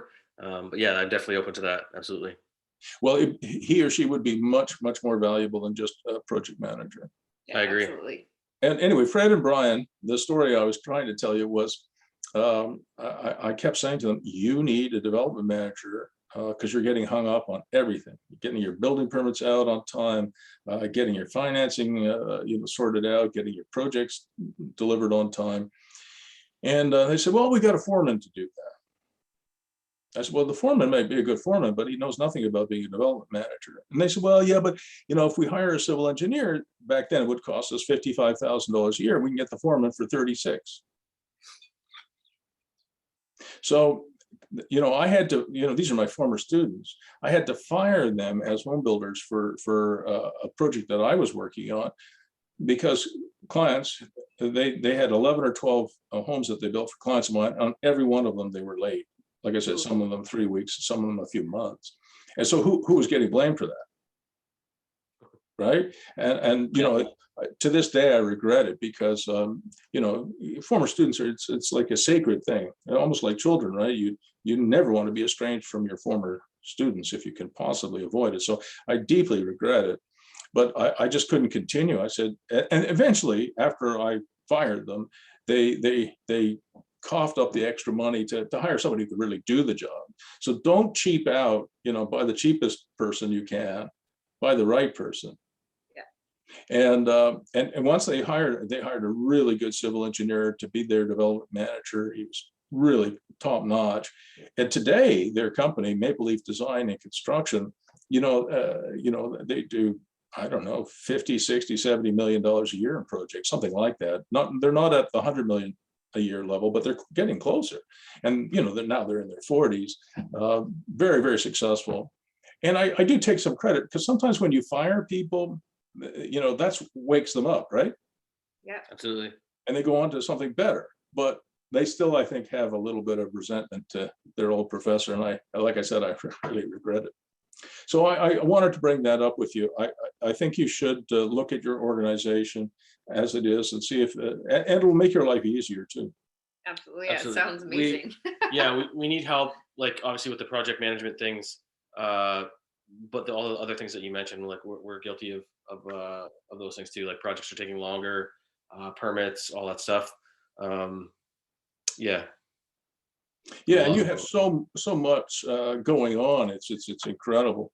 I went through it, as I said, it took me an hour and a half just to try and get through most of your stuff. Actually, closer to 2 hours. But anyway, a couple other things that came up in your agenda. See if I can find them here. I wanted to talk to you about workshops again, if I can find it. Where did I put that? I think I have them in here somewhere. Just give me a second here. Yeah, no problem. Yeah, I think I do. So I think one of the projects, we're not talking Piccadilly anymore, but one of the projects was 75. I don't know how to pronounce it. Domes? Dune. Oh, like the film. Like film? Like the film. Yeah. Oh, that's cool. I guess. Okay. Yeah. I looked at the site. Oh, and by the way, before I forget, I also wanted to show you this just for the hell of it. I like to name my projects. So instead of being 176 Piccadilly, I thought you could name it Piccadilly Court. This is Piccadilly Court in London, England. That's amazing. Isn't that something? And I thought, by giving something a name as opposed to saying, look, I live or I'm going to 176 Piccadilly, I give my projects names, right? Like I've got an industrial project in a barn. I call it the barn dominium. Yeah, I like it. Cool. I borrowed that name. That's not original to me. And so when I was looking at Piccadilly, I love the name Piccadilly. It's such an English name, right? Yeah. So I said, and before I name anything, I check. So I thought Piccadilly Court, that's a nice name. And I was pretty sure there'd be a Piccadilly Court in England. And sure enough, there it is. Yeah. But you call it, if you don't like it, call it something else. But Piccadilly Court, and where are you staying when you visit London? If it's Airbnb, I'm staying at Piccadilly Court. Yeah. No, it's great. And then one other thing I was going to make sure that I mentioned to you. I guess we're not off of Piccadilly. I apologize. No, it's okay. There's lots to talk about on it. So coaching will get better and better as we do more of it and we get to know each other better.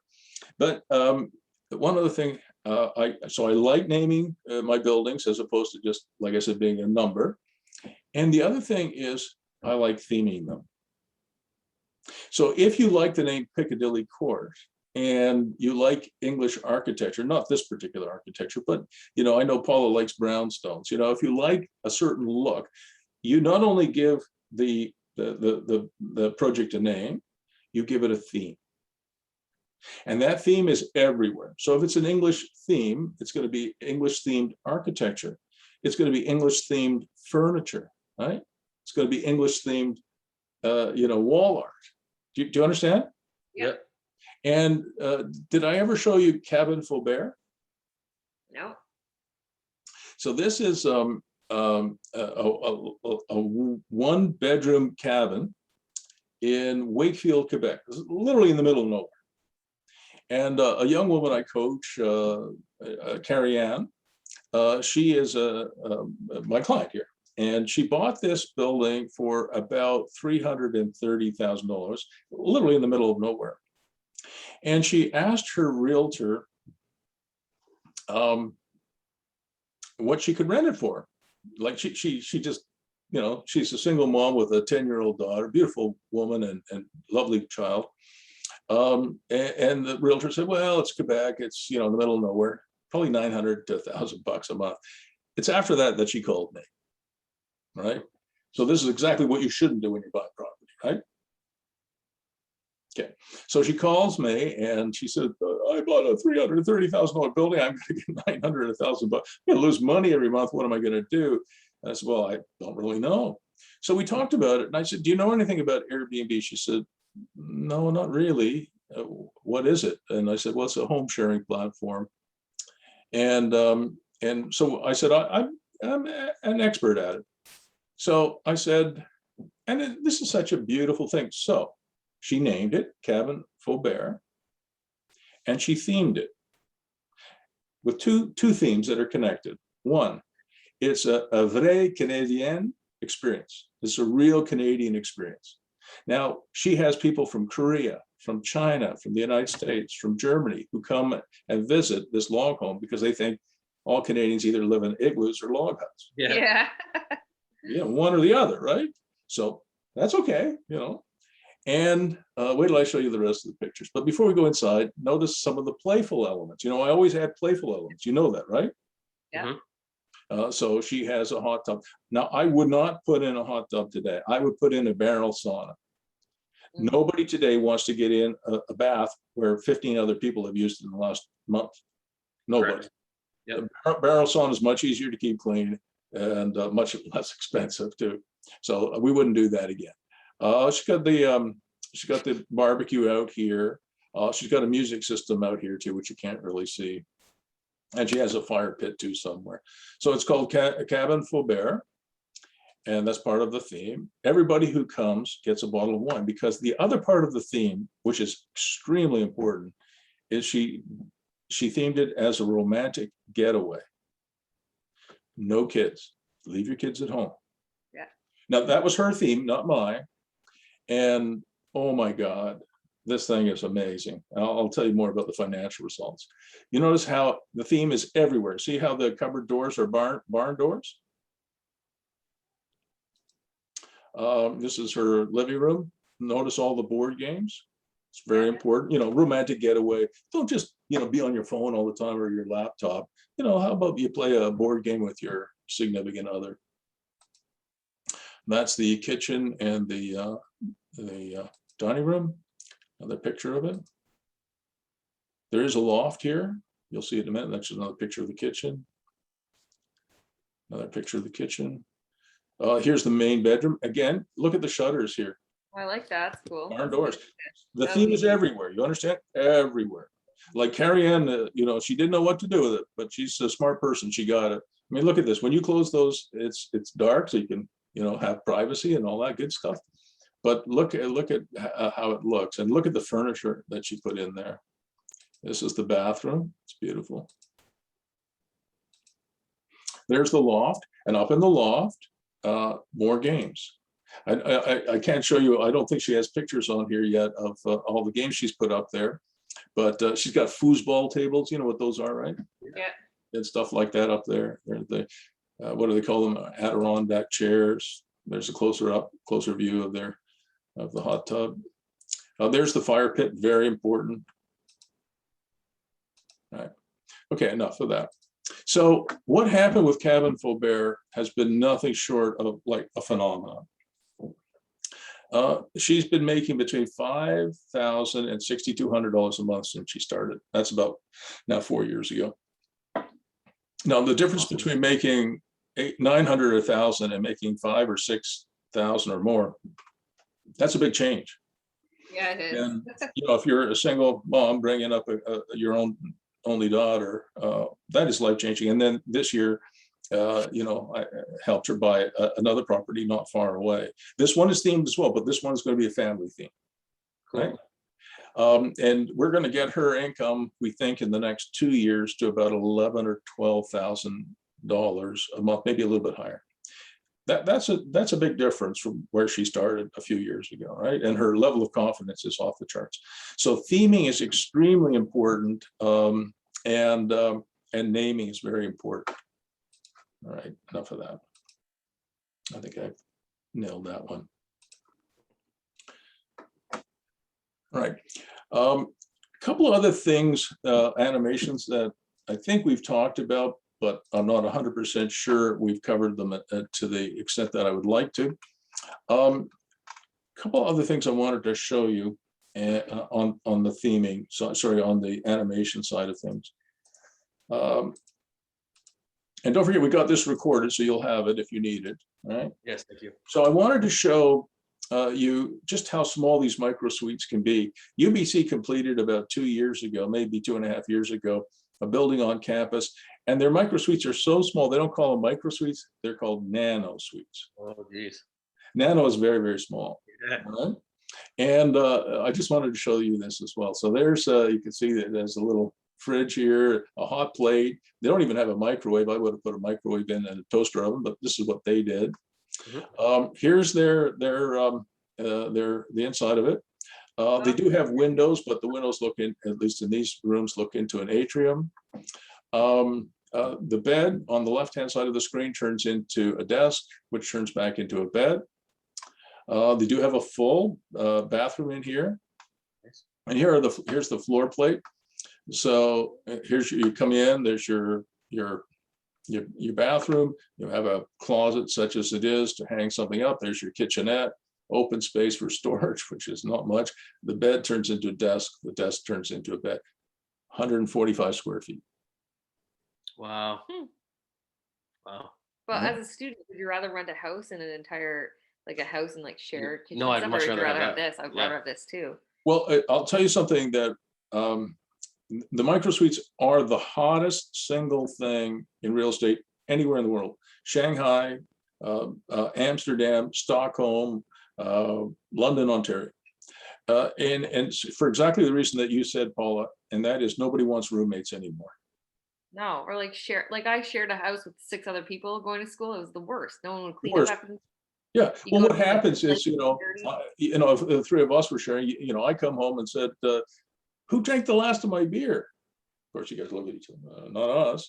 And then you come home, Paul, and say, hey, Bruce, it's your turn to clean the bathroom. No, I cleaned it last week. No, you didn't. I Yes, know. did. Yeah. Roommates are arguing all the time. And then the pandemic came along. And if your roommate is working in the hospital, your chance of getting sick are humongous. So even before the pandemic, this was the hottest thing in the world. And so I'm just encouraging you to put them in. The other thing that I really like is, I don't know if it would be possible at Piccadilly or anywhere else, is I love backyard workshops. I've shown you this before, I think, right? Yeah, we saw that. That was the yoga studio one. That's the yoga studio one where Maya has her yoga studio, but they can be smaller workshops, they can be larger workshops, or can be a combination of workshop and coach house in the backyard. So workshops are huge. Something else that we do a lot of is we put a lot of mini offices now into backyards, and we're doing them. Some of them are so small. I'll show you the next one on the next slide. So some of them are quite nice. But this one is a client of mine in Kingston, Ontario, produces these. They're called Beach Studios. They're only, I think, 8.5 feet wide by 11 feet long. So they're so small, you don't even need a building permit.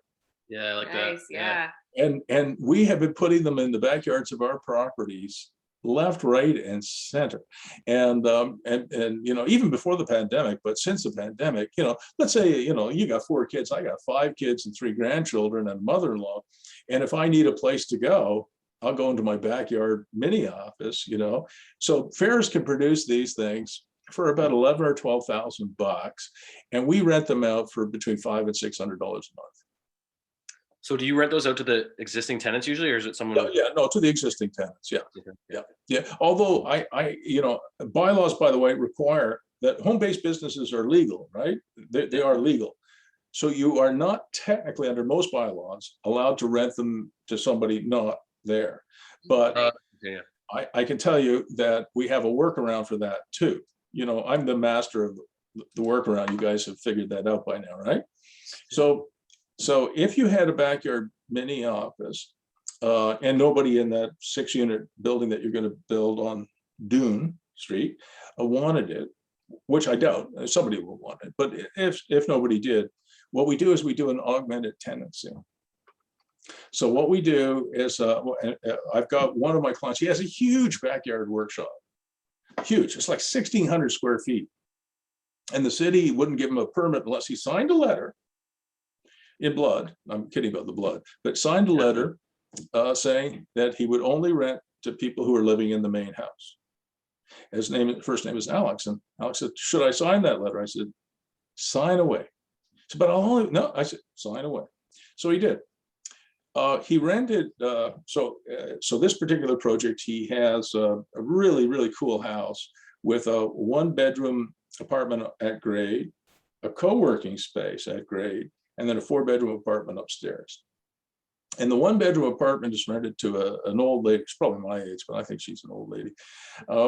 And so these guys came along, they test cannabis. So they're not growing cannabis, but you can send them their seeds or the plants, and they'll do a chemical analysis, so that you could spec the right kind of cannabis, I guess. They needed the workshop, but he's not allowed to rent to them, right? So my lawyer, Steve Shepard, who's a really smart young real estate lawyer, smartest young real estate lawyer I know, he said, no worries, Bruce, we're going to use your augmented tenancy. So actually we rented it to the old lady, and she sublet it to them. I said, Steve, you got to be kidding. That's going to work? He said, absolutely, it's going to work. So if Alex has ever asked, did you rent to somebody living in the house? You give me a stack of Bibles. I did. Right? Do you understand? Yeah. And so the old lady, she gets $200 a month off her rent for just being a pastor. She goes, you're going to reduce my rent? Yep, by $200. And I have no risk, none whatsoever. If it's empty, you don't pay anything. And if it's full, you get $200. And if it's not full, well, you get nothing. And she said, that's great. She's on her fixed income. So $200 is $200. She doesn't have to do a damn thing. Awesome. Augmented tenancies are pretty freaking useful. Mm-hmm. All right. So one of the things that these animations, I want you to be thinking about in all of your projects. Can I put a little mini office back there? I don't even need a building permit for it. Or can I, or can I add some kind of a backyard workshop? Again, especially if if you're doing it going in with a sixplex, if you had some workshops in the backyard, if you had, and most cities will allow you to build a detached garage like you see on this. People really love these workshops.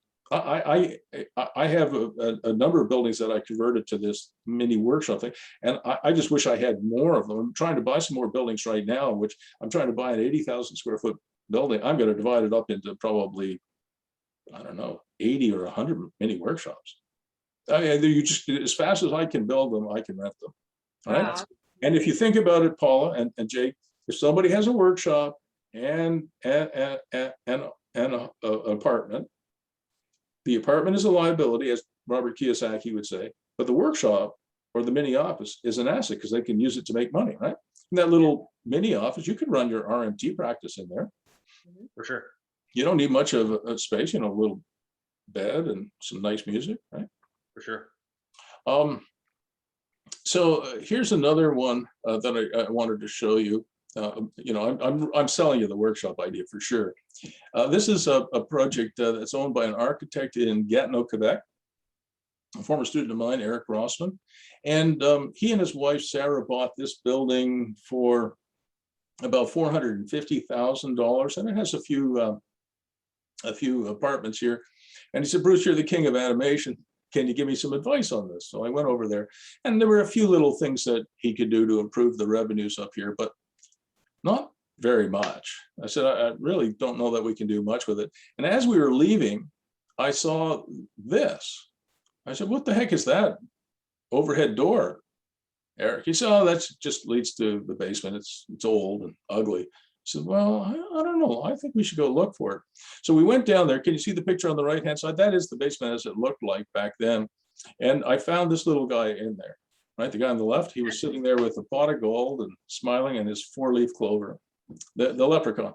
And I said, oh my God, Eric, we just found a pot of gold. He said, what do you mean? That thing, he's divided it up into 13 small workshops, anywhere from, I think the smallest was about 135 square feet to the biggest one is probably close to 300 square feet. And so they it's right downtown Gatineau, and he had no trouble renting them out. Have you got a calculator there, Jake? Yep. So he averaged $585 a month, plus he charged each of them $65 for utilities, plus another $55, I think it was, for the tech package. So everybody has internet. So what does it come out to? $705. Yeah, it was just over 700. That's right. And he had to multiply that by 13. Just over 9 grand. Multiply that by 12. 110 grand. That's about right.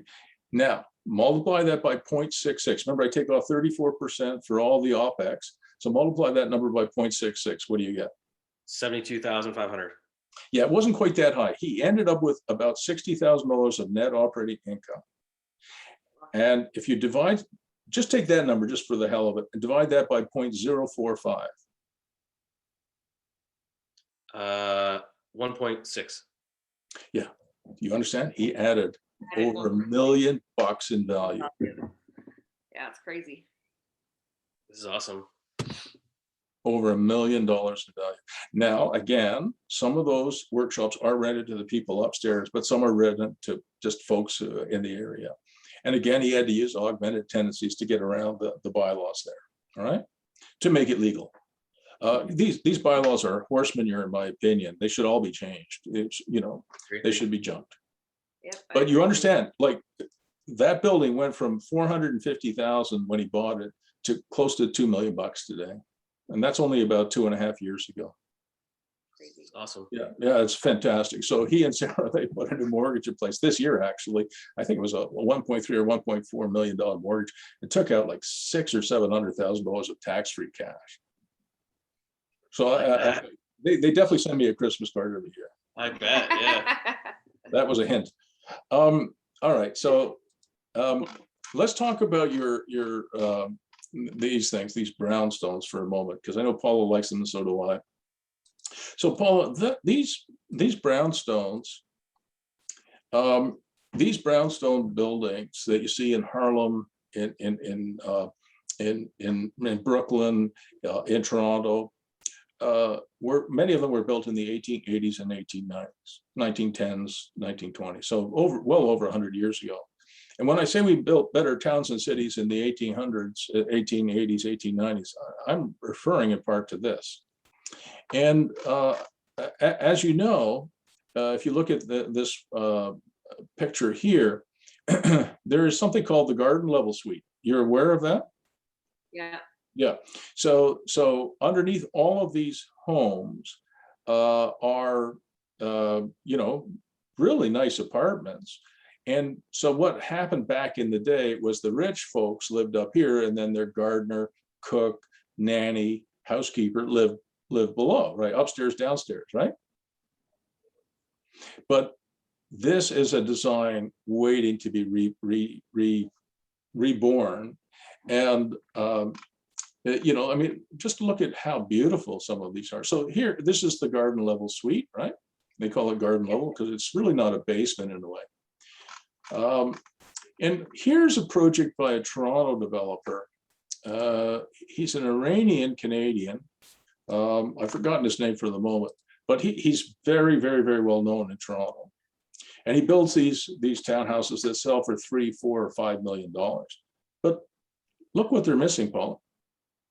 The basement, the garden suite. The garden, I don't want to call it basement, because if the architects who designed those brownstones were here, they would give you and me heck if we said basement. Garden level suites. So look at these garden level suites here with, those are the windows for the garden level suites, right? They don't look like basements to me.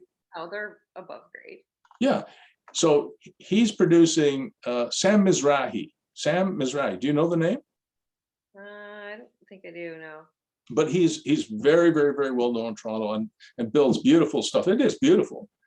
But it's horse manure in the sense that, you know, if you have adult children that come back to live with you, or you are getting older and you need extra income, these garden level suites are gold, right? And so we have forgotten, as I mentioned earlier, we have forgotten, you know, the farmhouses were better designed than our houses are today, and our townhouses today are complete garbage. Yeah. You should be using the brownstone ideas. Every townhouse should have a garden level suite, every townhouse that you build. Do you think it's to do because they always like they limit the height, right? Like everything has like a height limit.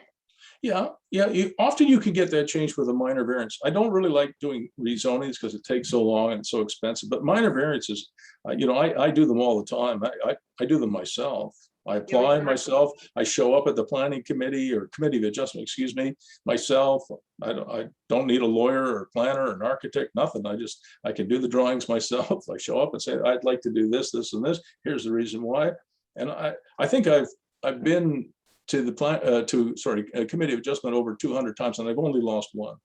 Okay, well, those are pretty I good. have a pretty good track, so you can do it yourself, you know. And if the first one or two you can't do yourself, then you can always you know, hire a planner and lawyer but committee of adjustment, they're just made up of citizens, right? Like you and me.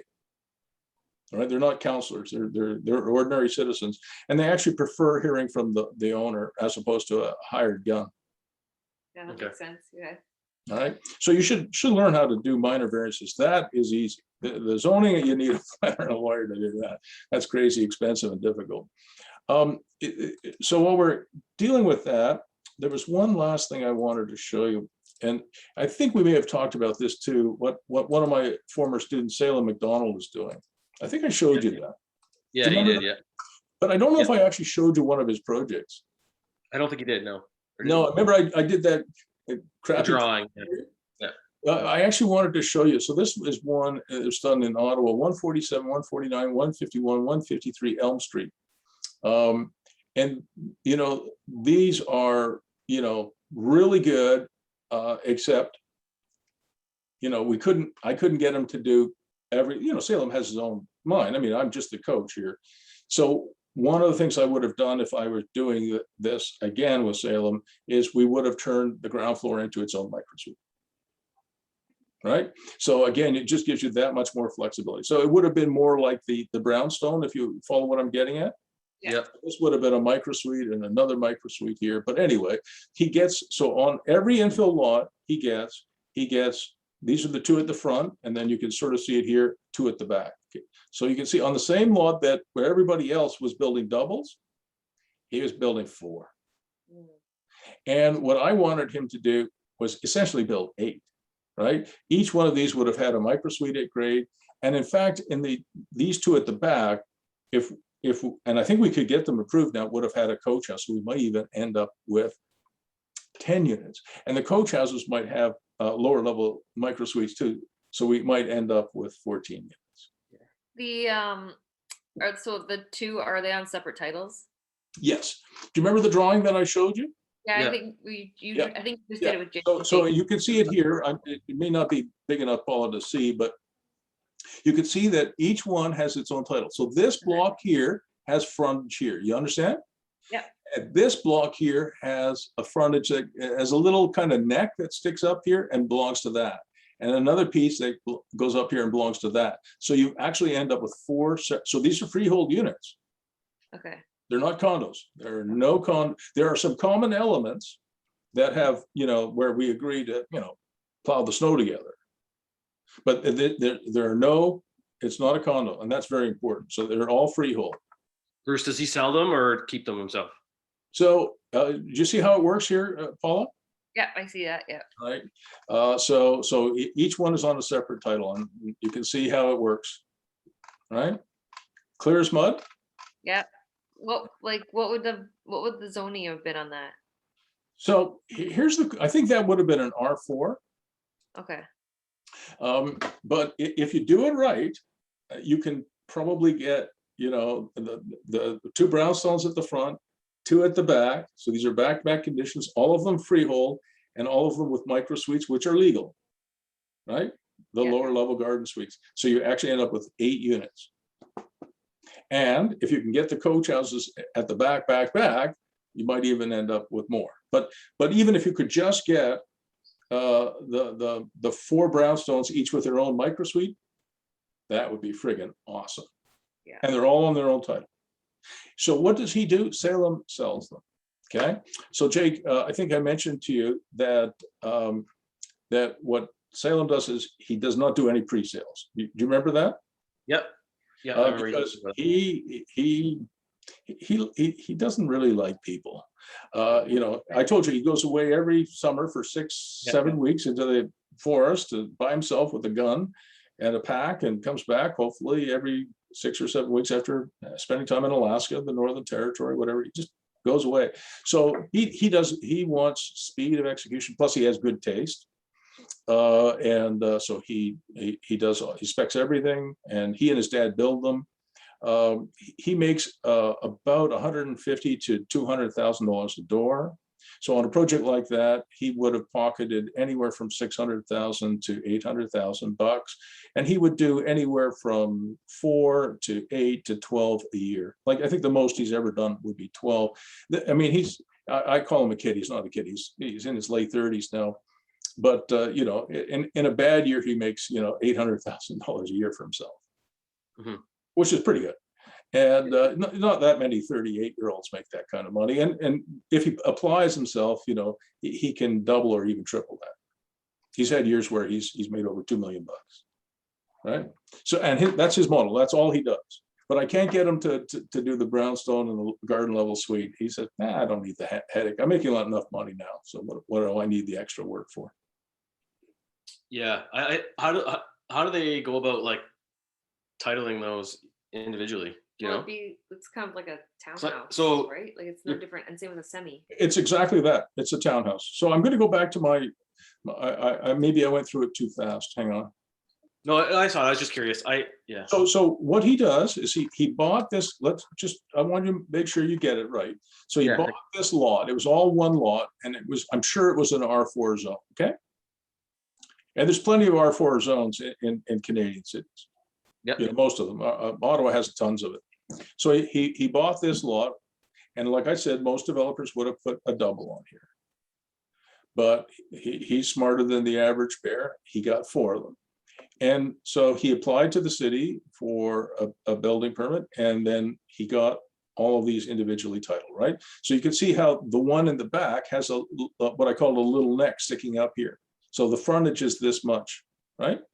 Yeah. Maybe it's, you know, I don't know what the frontage is there, maybe 5 feet.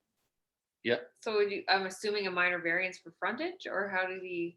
I'm not 100% sure about that. It's been too long since I did this project. We did, yeah, I have the zoning right here. Zoning for R4H.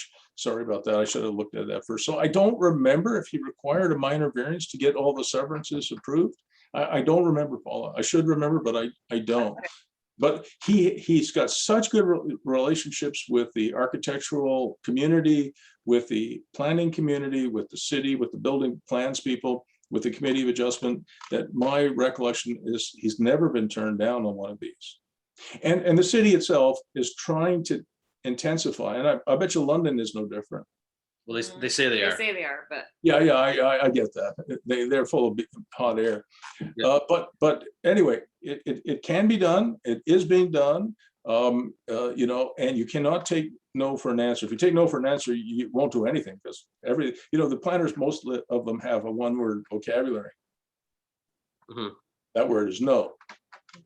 Right. So, but I'll send you this so you can show it to people in London. I mean, it's part of the public record. It's nothing secret about this. All right. So whether he had to go for a minor variance, I just don't recall. it's very cool. Very cool.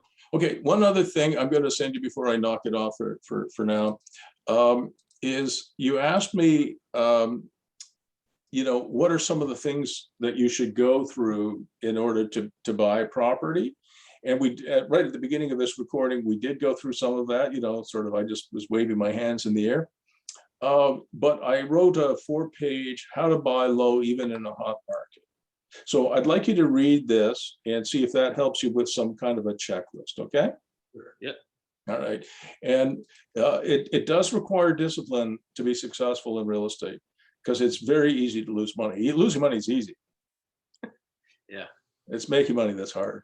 And probably that's true. I mean, if we owned a shoe store, there's probably some tricks to owning a shoe store, right? I don't know what they are, but I'm sure there's some things that you have to learn.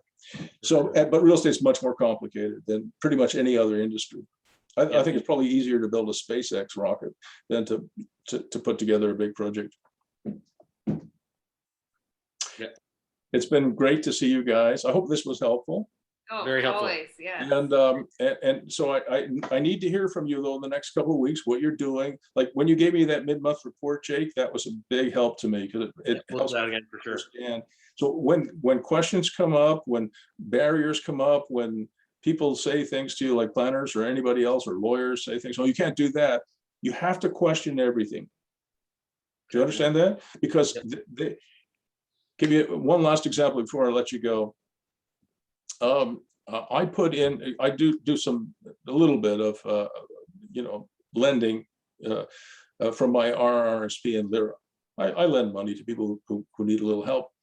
And I always put in my mortgage documents, both power of sale provisions and foreclosure. Do you understand the difference between those two? Yes. Okay, Paula? Yes. Okay, so under foreclosure, let's say, I loaned you a little bit of money to help you with a project. Under foreclosure, we don't put the building up for sale. I apply to the court and I get the property in my own name, right? Under power of sale, if I went that route, you have to put it on MLS, you have to expose it to the market, you have to say it's power of sale, and then you have to sell it, right? Yeah. But the worst time to sell a project, in my opinion, is when it's in trouble, right? So I put in all of my mortgage documents, and I help lots of other lenders, both power of sale and foreclosure provisions.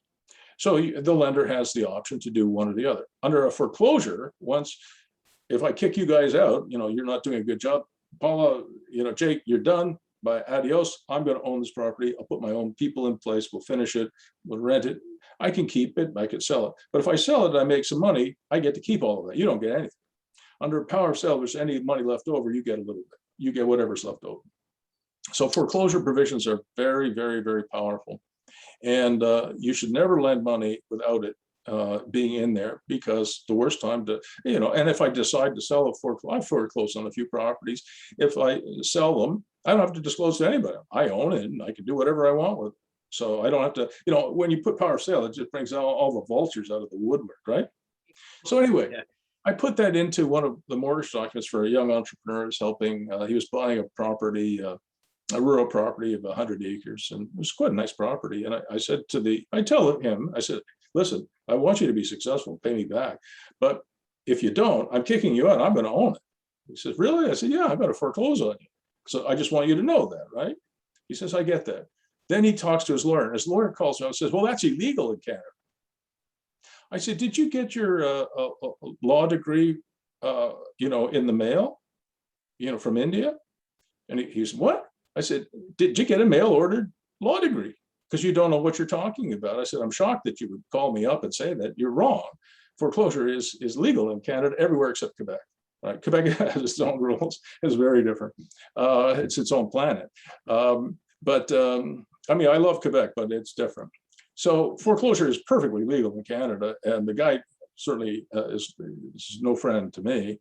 But I said, look, I'm okay. I just won't make the loan, but it stays in there, and eventually it stayed in there because the kid did very well with the property, and I got repaid, no problem. But the reason I say that is that a lawyer should know. I mean, he goes or she goes through years of training and doesn't know the law, right? So planners don't know good planning, and architects, as I said, love pretty, and architectural technologists know how to do technical details, but they're very, very limited. Accountants, bankers, and lawyers all think they are businessmen or businesswomen. They are not. They're accountants, bankers, and lawyers. What I'm trying to tell you guys is Do not substitute anyone else's judgment for your own. And question everything. I'll see you soon. All right. Awesome. Thanks, Bye, Bruce. Bruce. Anytime. Thank you.